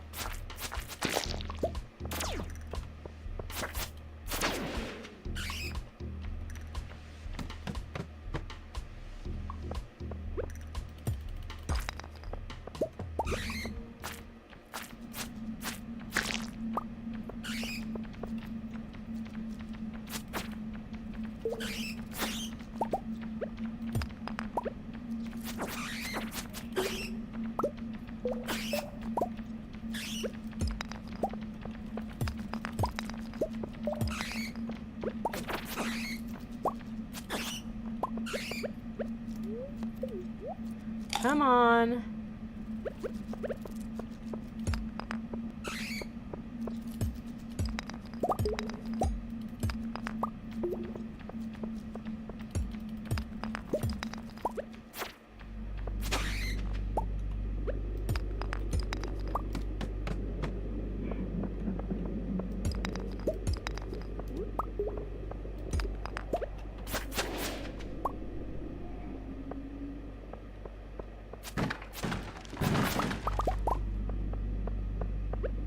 On magma geode.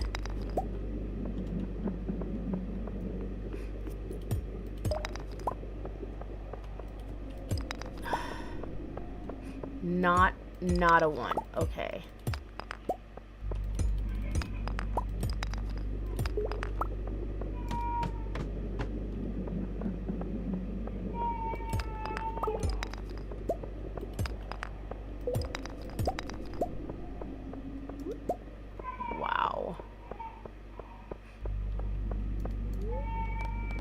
Leave the mine.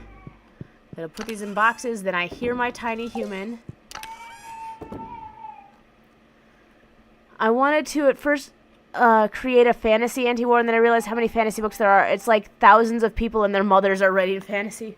Fantasy. Okay. How can I put this? Good fantasy is hard to write because there's a lot of nuance in it.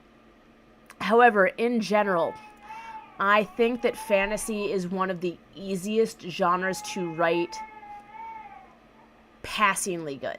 Like, great fantasy, good to great fantasy is difficult to write.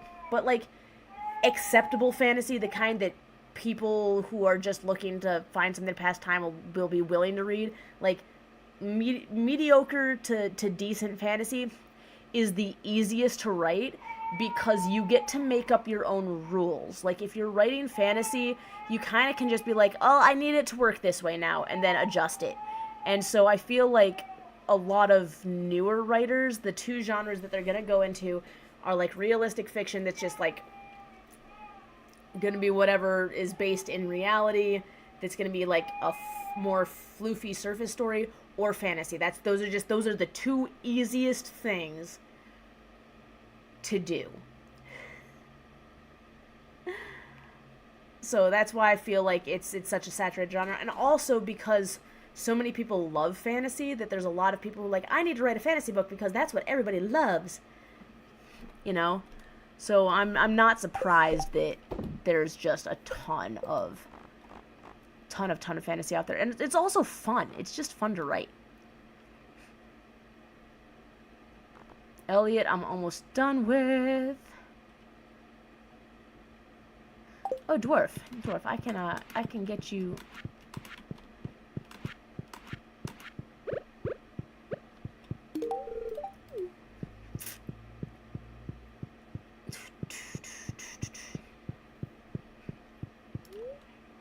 Space opera is so literally killing me with how many things I need to keep track of. I bet that if I wrote fantasy, I would be dying of boredom because I have no passion for fantasy. See, here's the thing. And I find this true with all genres. There are a lot of different stories that you could tell in multiple genres. And it doesn't matter what genre you're writing. Like, you probably... It's not necessarily the fantasy itself, although if you don't have a passion for fantasy, then why write something you're not passionate about, you know? But whether or not fantasy is interesting is going to be, to you to write, or to anybody to write, really, just like any other genre, it's going to be, do you find the characters interesting? Do you find the issues you're making your characters face interesting? If you're just writing fantasy for the sake of having, like, fun bells and whistles and stuff, that would bore me to tears, too. But what I like to do, I like to use fantasy... I like to take things that have happened to me and happened to people I know and issues that we faced and kind of, like, hide them inside of my fantasy genre. So I hyperbolize them and everything, but the core issues, the core decisions that are being made, the core emotions that are being felt tend to be things that are actually based out of reality, and I'm just kind of using fantasy as a smokescreen so that I can get things out of my system that I might not feel comfortable talking about in real life. And the thing is, like, the actual events that happen have nothing really to do with the things that have happened in real life that I'm drawing from. It's literally just the emotional experience a lot of times. But I use fantasy as a smokescreen. I like to say that fiction is a great way of telling the truth so that nobody has to believe it.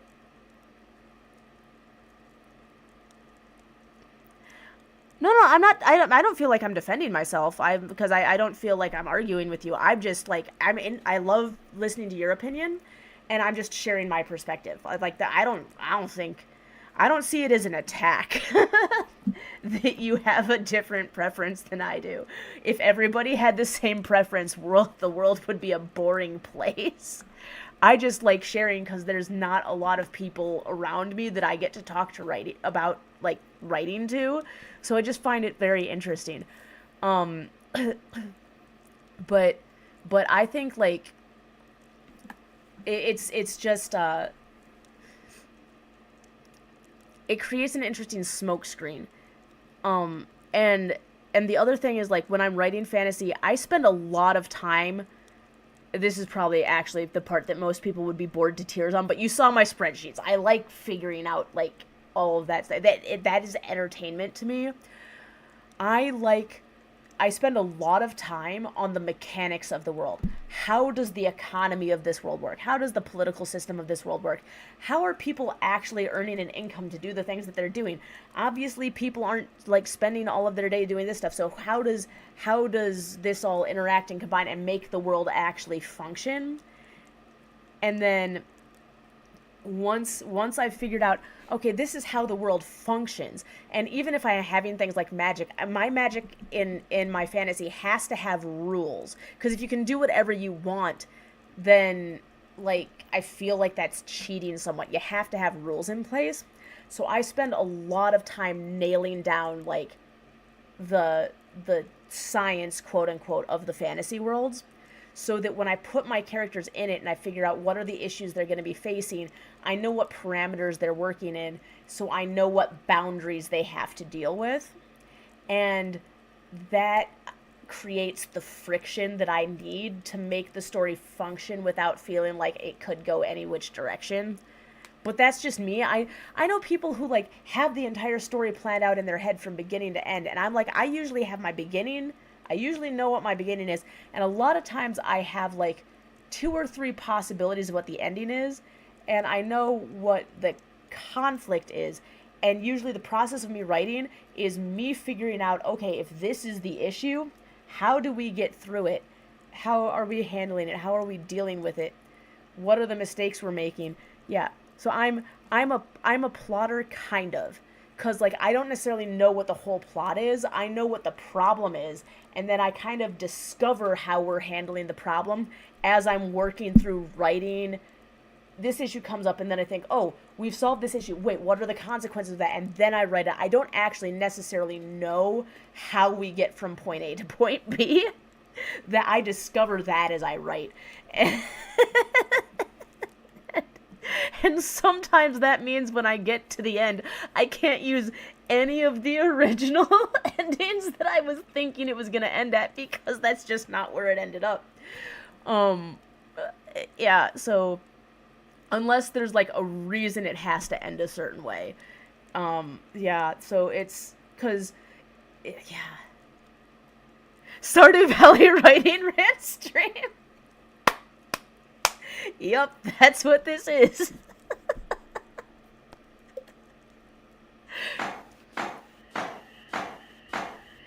I'm glad you're enjoying it. I feel like every single time I have a Stardew Valley stream, there's always some random thing that I'm like, I've had Stardew Valley streams where it's like all relationship talk. I've had Stardew Valley streams that's all financial talk. I've had Stardew Valley streams that were all like languages and travel. I don't know what it is about Stardew Valley that I'm like, I can just chill out, play Stardew Valley, pick a topic that whoever happens to be on wants to talk about, and this is what this is what we're talking about today in Stardew Valley. Oh, okay. I have had nothing but a bowl of cereal all day, so I'm gonna go grab some food and come back down. Give me like 2 minutes, I'll be right back.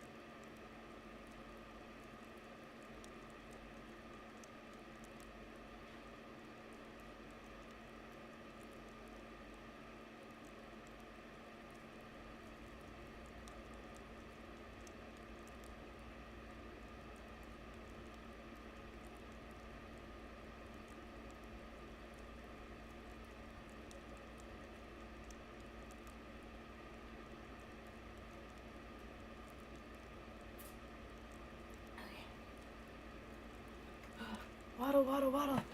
Waddle, waddle, waddle. Ah. Okay.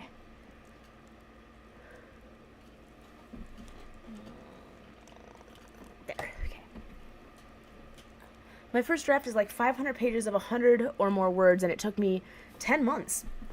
Now I'm writing the edited version. It's so much better, though. Still with slight flaws, but not as big as before. The hardest part, I find, is going through your book that you've just spent so much time on with the intention of what needs to be changed. Oh, that's so hard.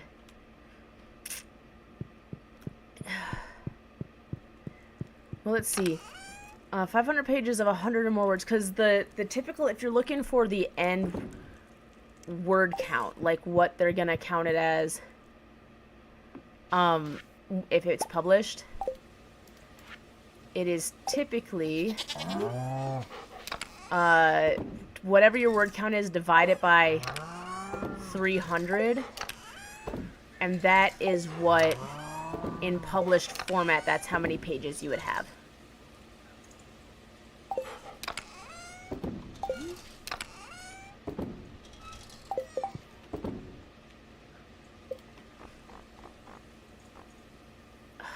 Done with Penny. No more leaks. Okay. Elliot, we're done for today. Wizard. So we got Wizard Sebastian. So that's 3 parsnips. A flower. And what do we get for Leo? 3 parsnips, a flower, and 2 duck feathers. 3 parsnips. Flower. And 2 duck feathers.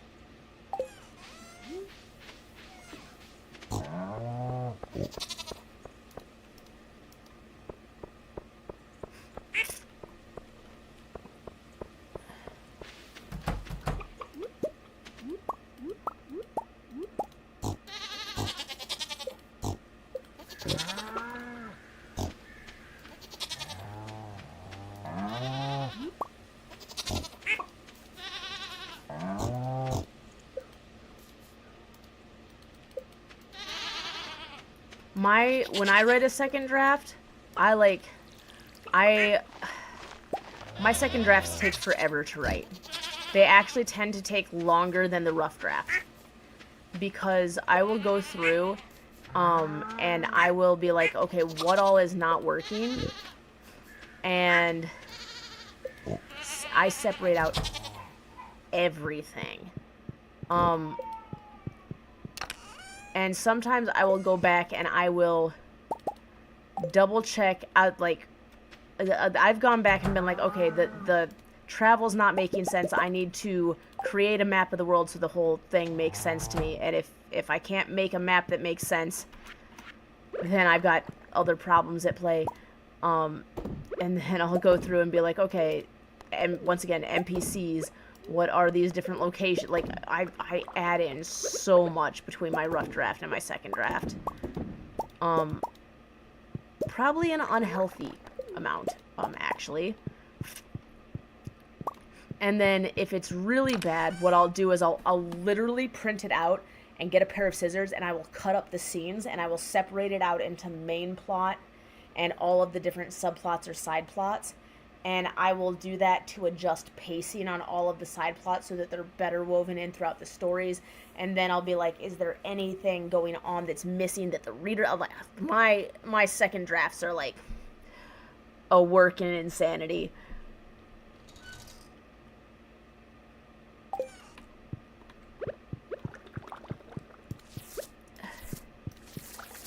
I usually go through like 4 drafts, I'd say.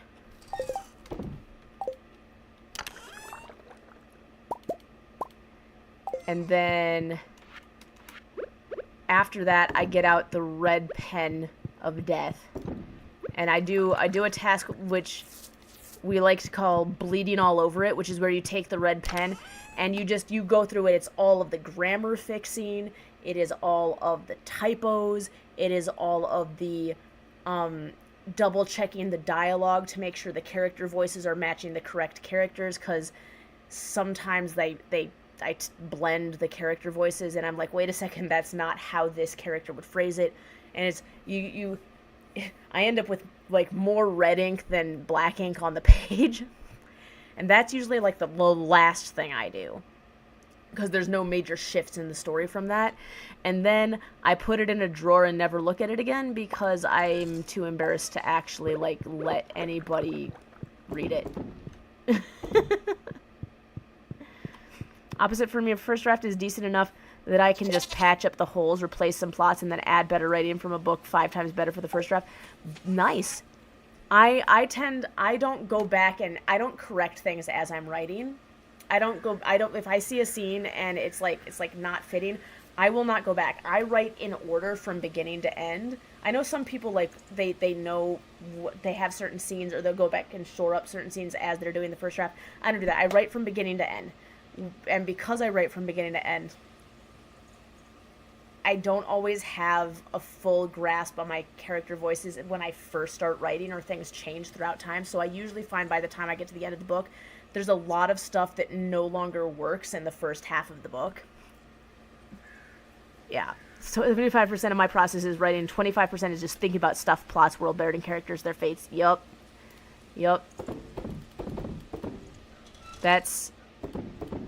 I wish I could do writing that way.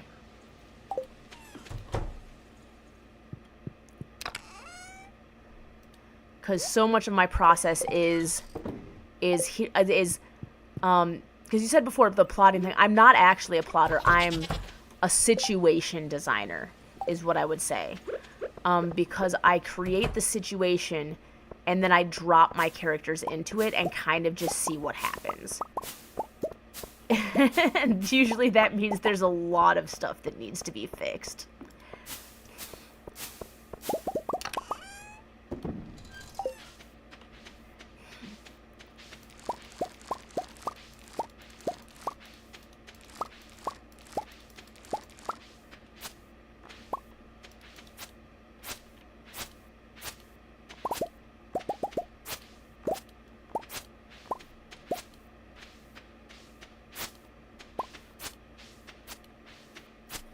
Do I have a ton of unmilled rice that I need to sell? I mean, I don't have anything else to do with it, so I guess I'll have to sell it. 4 days. Oh, it only takes 4 days?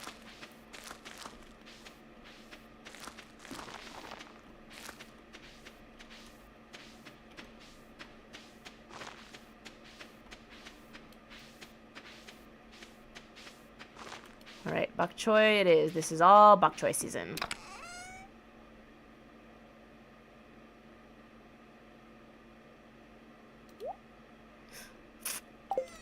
Well...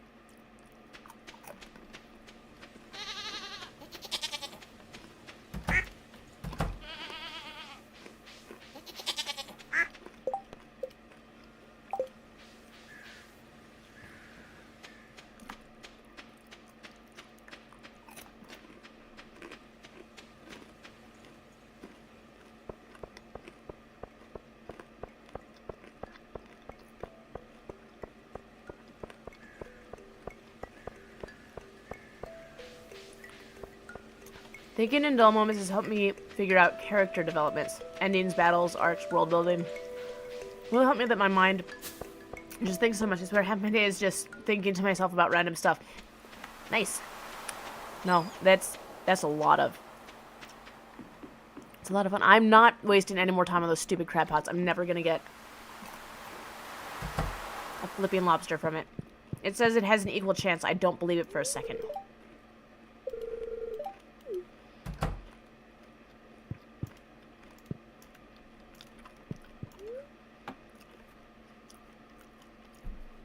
Wait, why do I have to pay $1,000 for a ticket?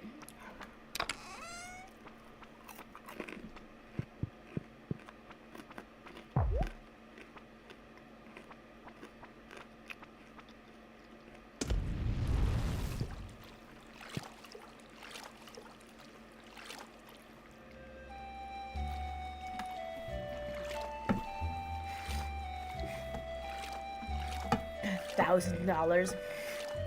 $1,000 every day. This is gonna be a mess.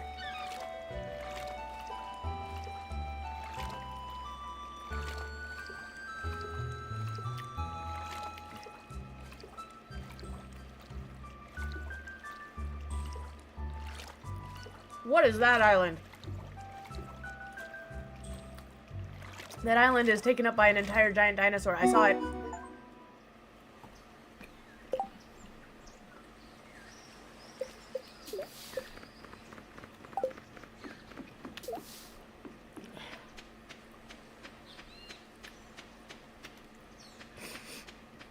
Alright, hey. Or he can run away. Okay. Hello?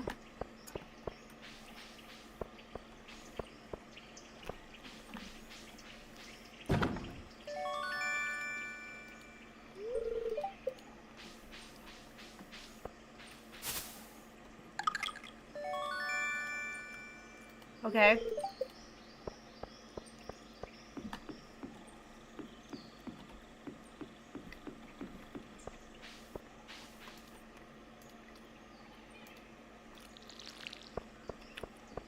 Banana, banana, banana. Okay.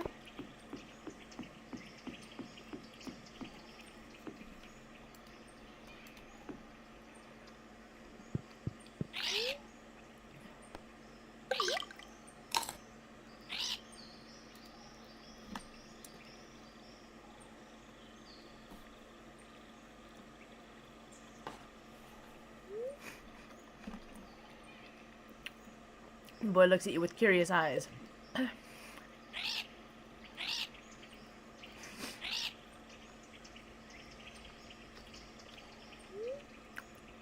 He seems to have a close bond with the parrots. But he's too shy to approach you right now. Perhaps making friends with the parrots could earn his trust?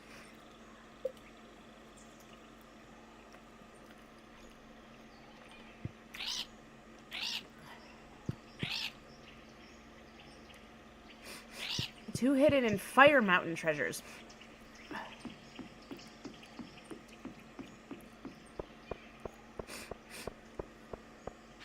Okay.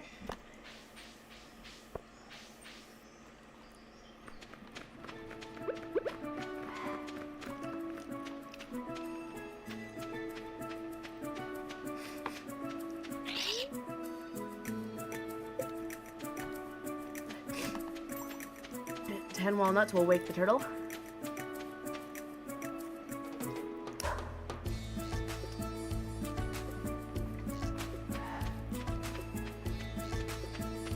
Okay.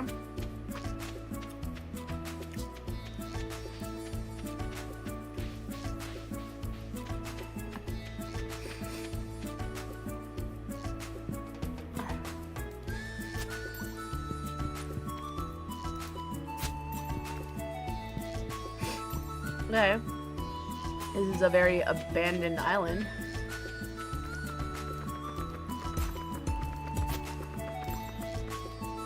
Okay, there's no question mark on the bridge. One of my irrational fears as a writer is somebody just overanalyzing my book. No, I'm no Tolkien. I'm not gonna find every plot hole even if I tried. You know what? That is fine. You don't have to have a perfect book.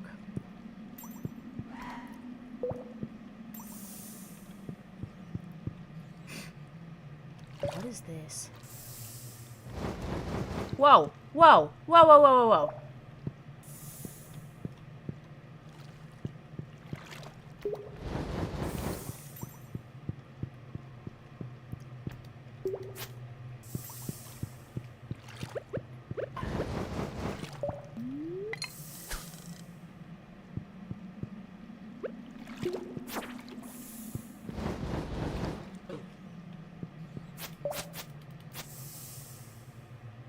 Dare you to come up.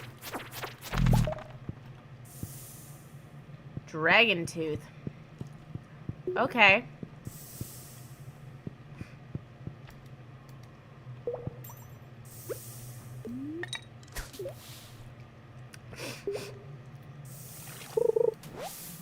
Cool. Somebody's been throwing Joja Cola cans into whatever that is. Okay. How do I get in there?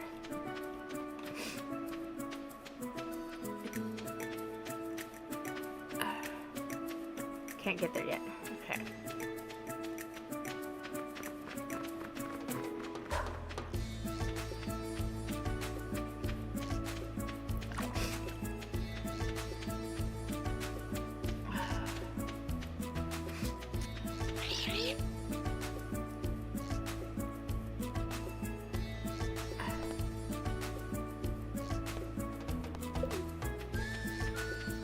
No, I don't have that kind of money. Wow.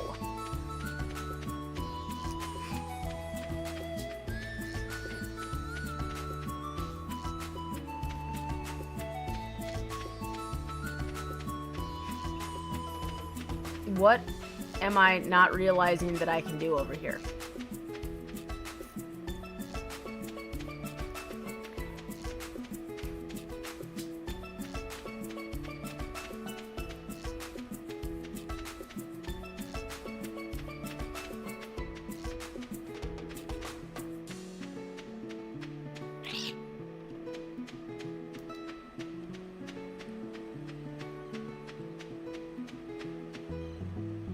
You gonna sell out? I don't know what that means. Oh, does that mean he finds the golden walnuts for you instead of you actually doing the work to find them yourself? Is that what that means?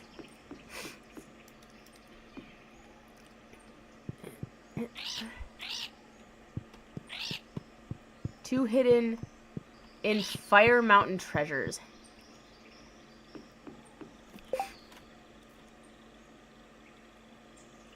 For sleeping. Okay.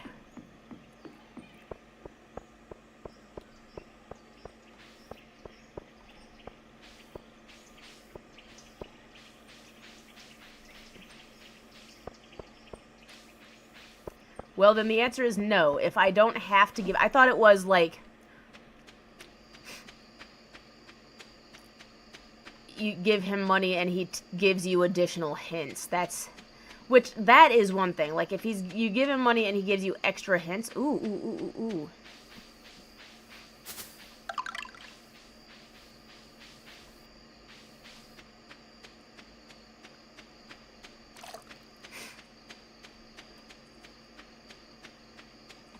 Then that's cool, but not if he's just, like, bypassing you doing the stuff. How do I repair you?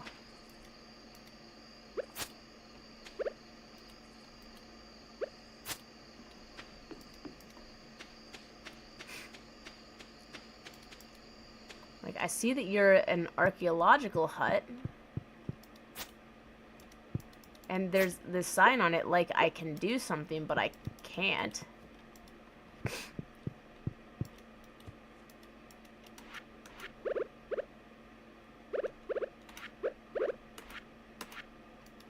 Okay.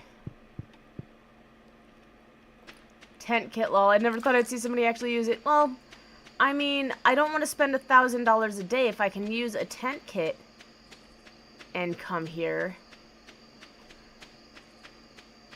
Then I can stay for an extra day. Is that all you do? Is you just sit back here and offer extra stuff? Okay, where do I go? I'm so confused. Like, there doesn't seem to be any path forward.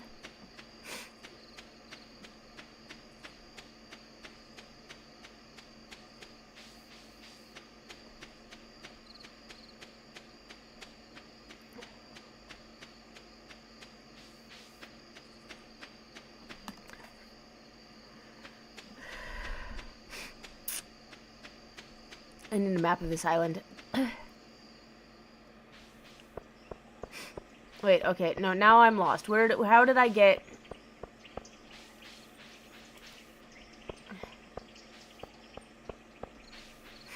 How did I get to the fire mountain in the first place? There's the fire mountain. Can't get past the turtle.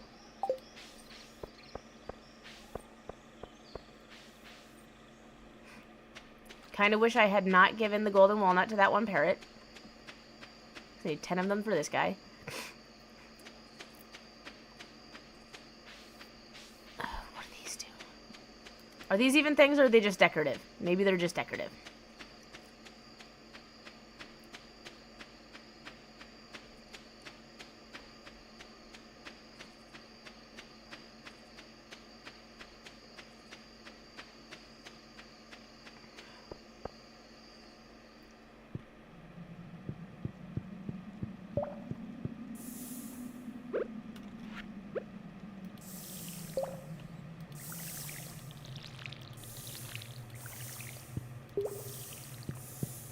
Haha! Wait.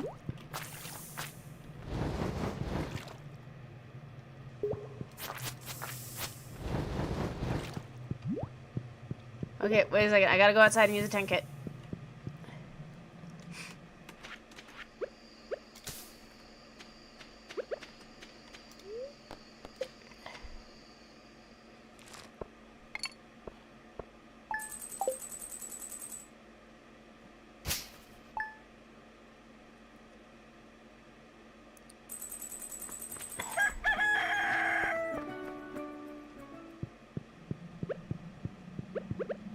Okay, this goes away. That makes sense that goes away. Oh, and this is supposed to be your hint that the water dropping does that. I got it.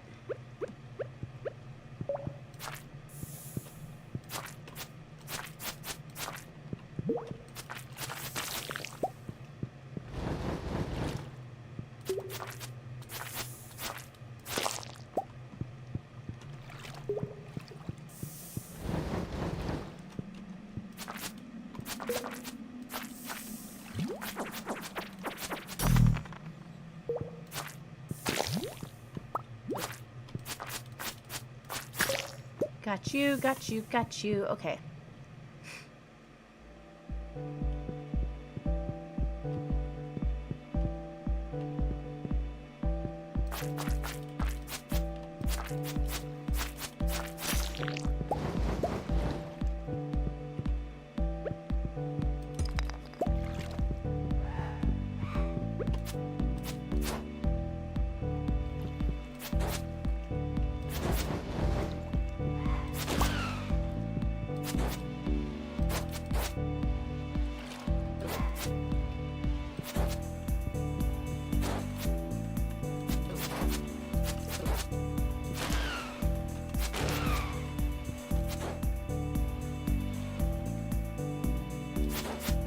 Come on.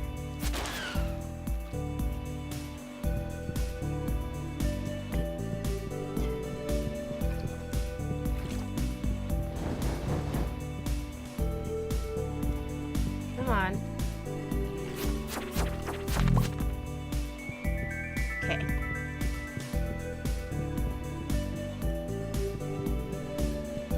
Fire Mountain treasures.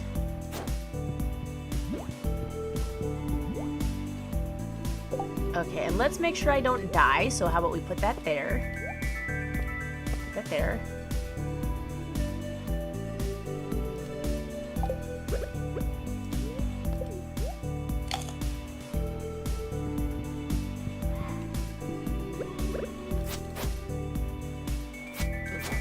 Can you please face the direction I want you to face instead of turning around at every... Dear Artemis person.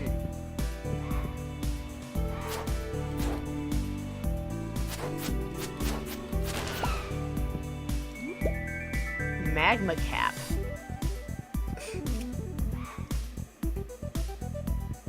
Oh, that's iridium.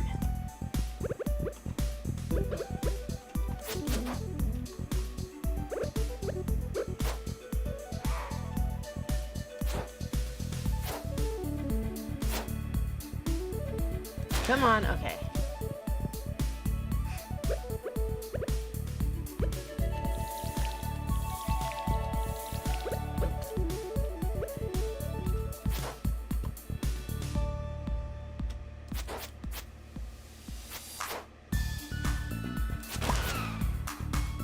Cinder shard.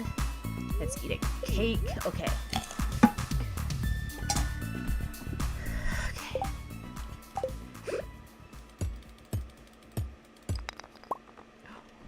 Oh, and a prismatic shard. Okay, well, let's put that... Well, I'll toss the sap. Okay.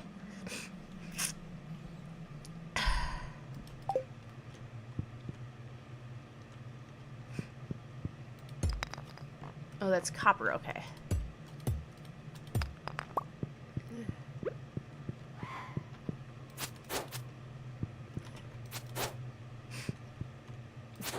Do.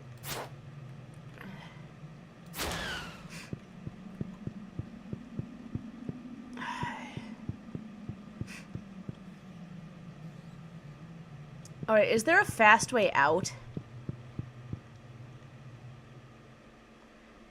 Like, there's no fast escape from this mine, is there?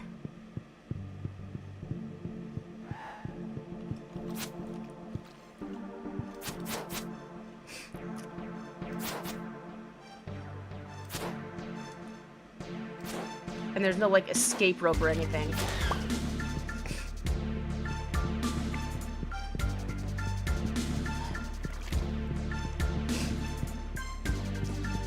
Okay, how do you get out of here as quickly as possible? You just have to kind of go back the way you came? Because I spent half the day getting this far in.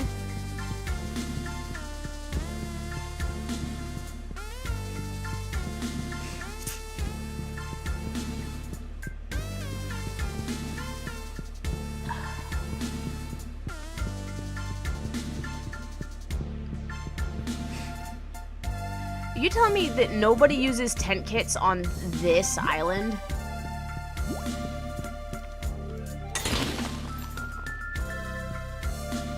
Oh, interesting.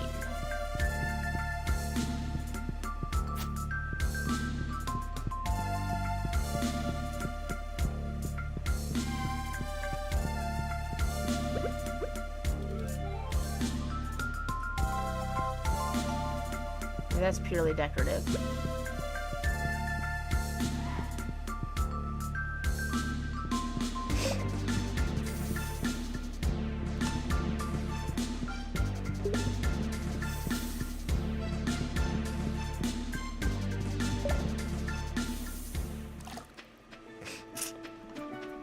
Alrighty, well, I have no idea how to get that going or anything else going for that matter, so we're gonna leave Ginger Island for now.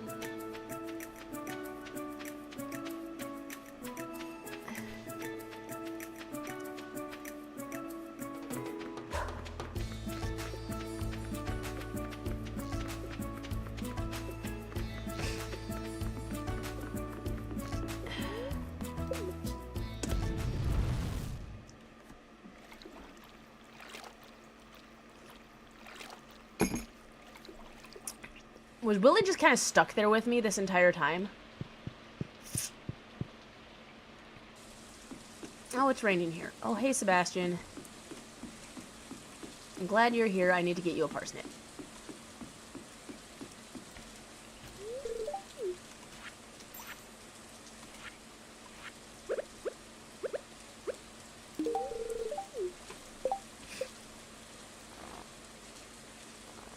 Leo's still not on this list.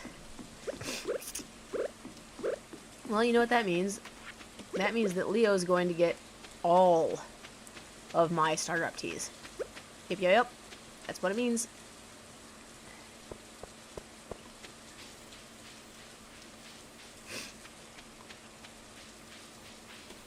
How much to iridium?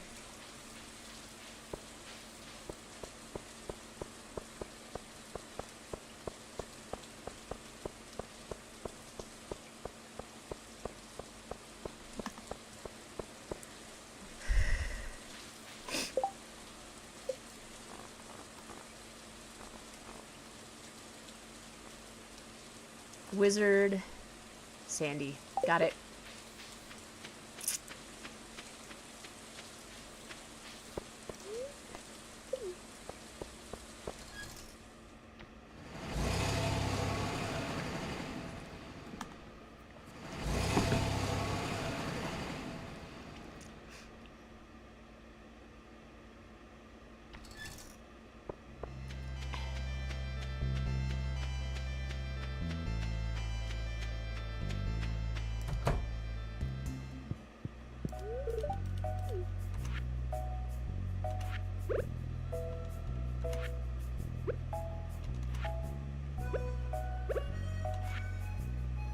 it is. Got a dragon tooth. The enamel is made of pure iridium. Can I turn it into iridium? That would be great. Could I convert it back to iridium?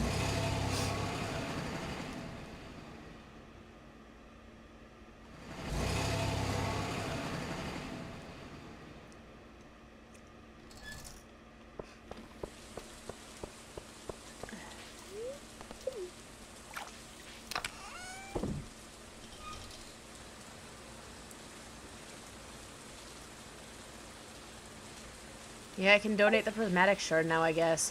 I also have to sell one.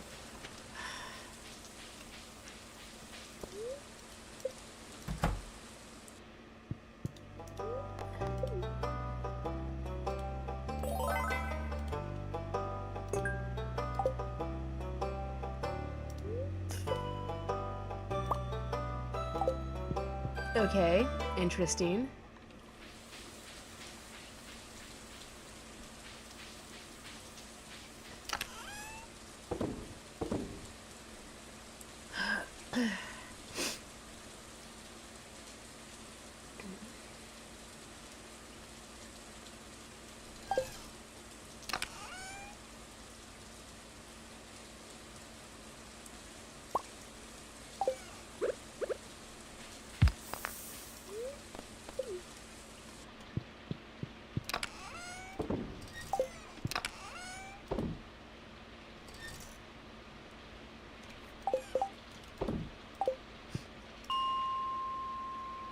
Alright, let's see if we can get any more magma geodes.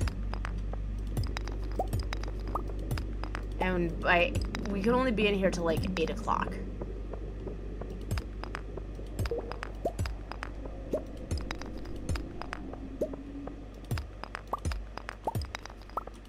No geodes at all from any rocks.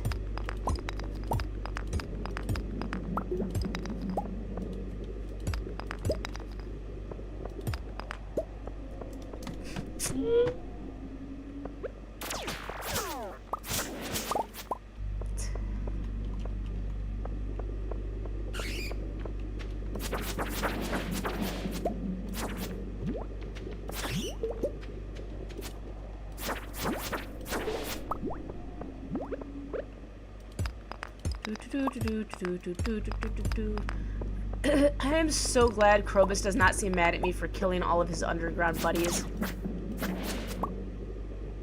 Iron bar.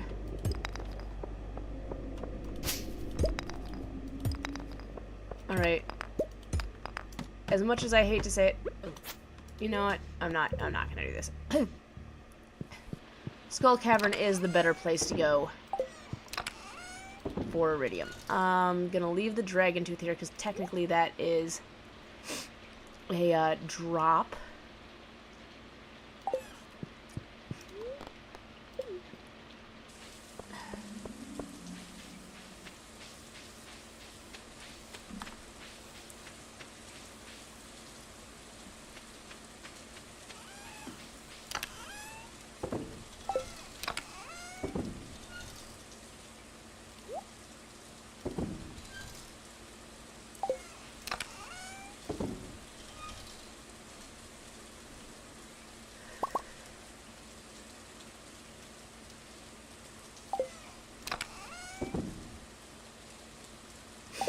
I need to sell one of these magma caps, one of the cinder shards.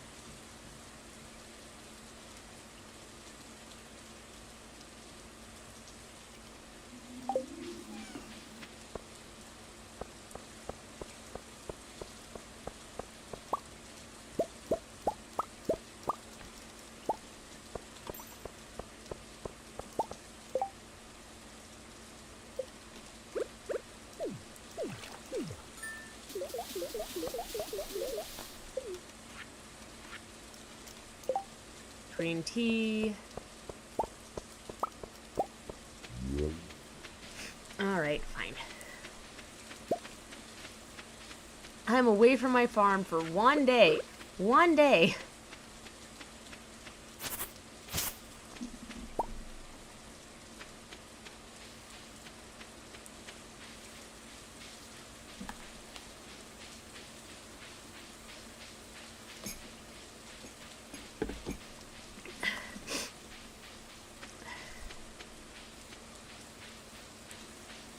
A wizard.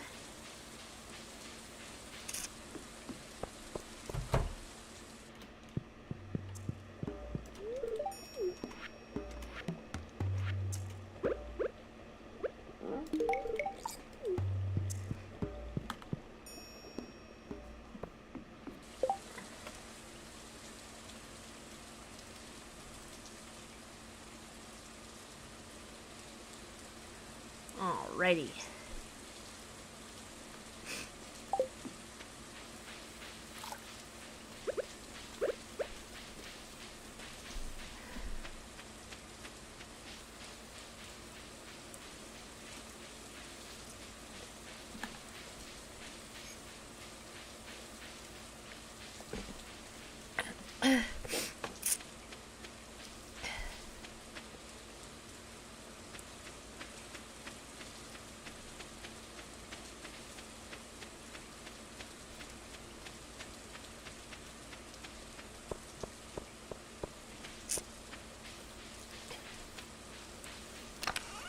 Absolutely no idea how to manage Ginger Island.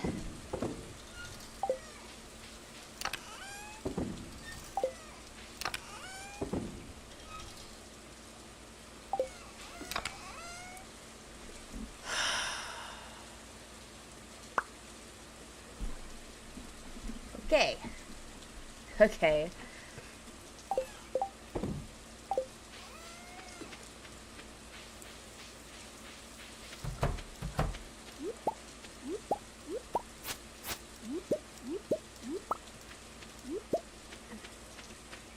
Eight truffles.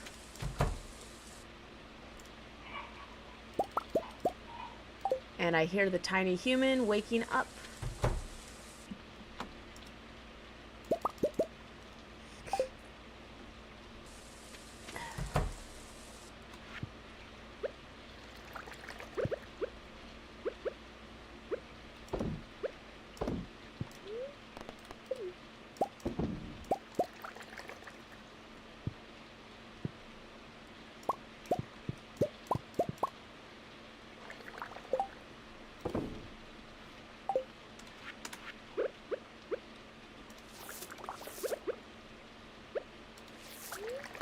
No.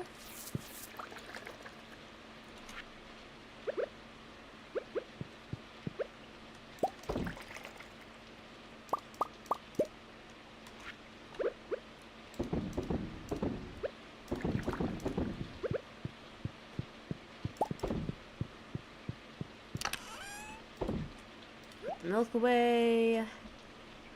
Take the honey out.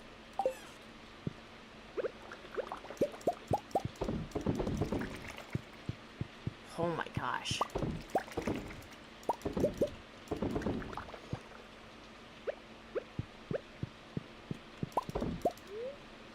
Nope.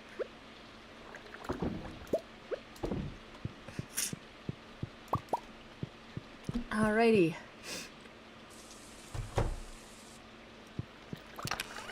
And we can put the honey in here. Truffles go in there. I think that's everything. I don't know. We'll find out.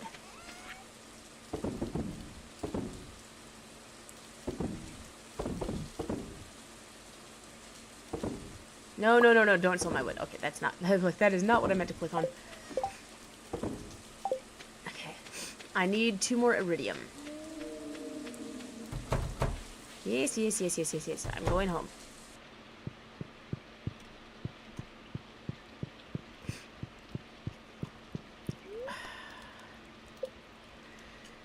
No idea how I'm supposed to get further into that cave in one day. Because there doesn't seem to be any quick way out. So I'm gonna check something really quickly. Let's go, what is it? Volcano.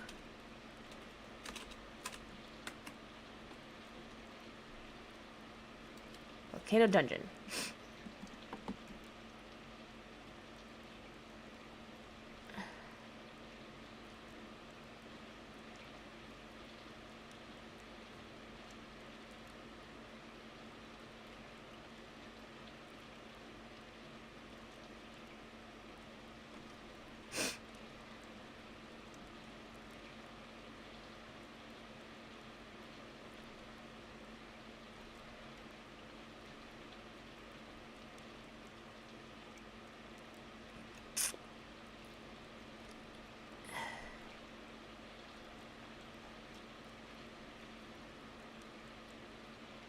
Okay, it looks like...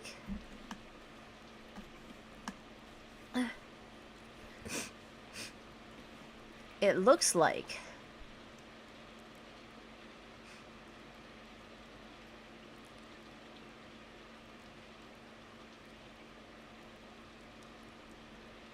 there are only 10 floors.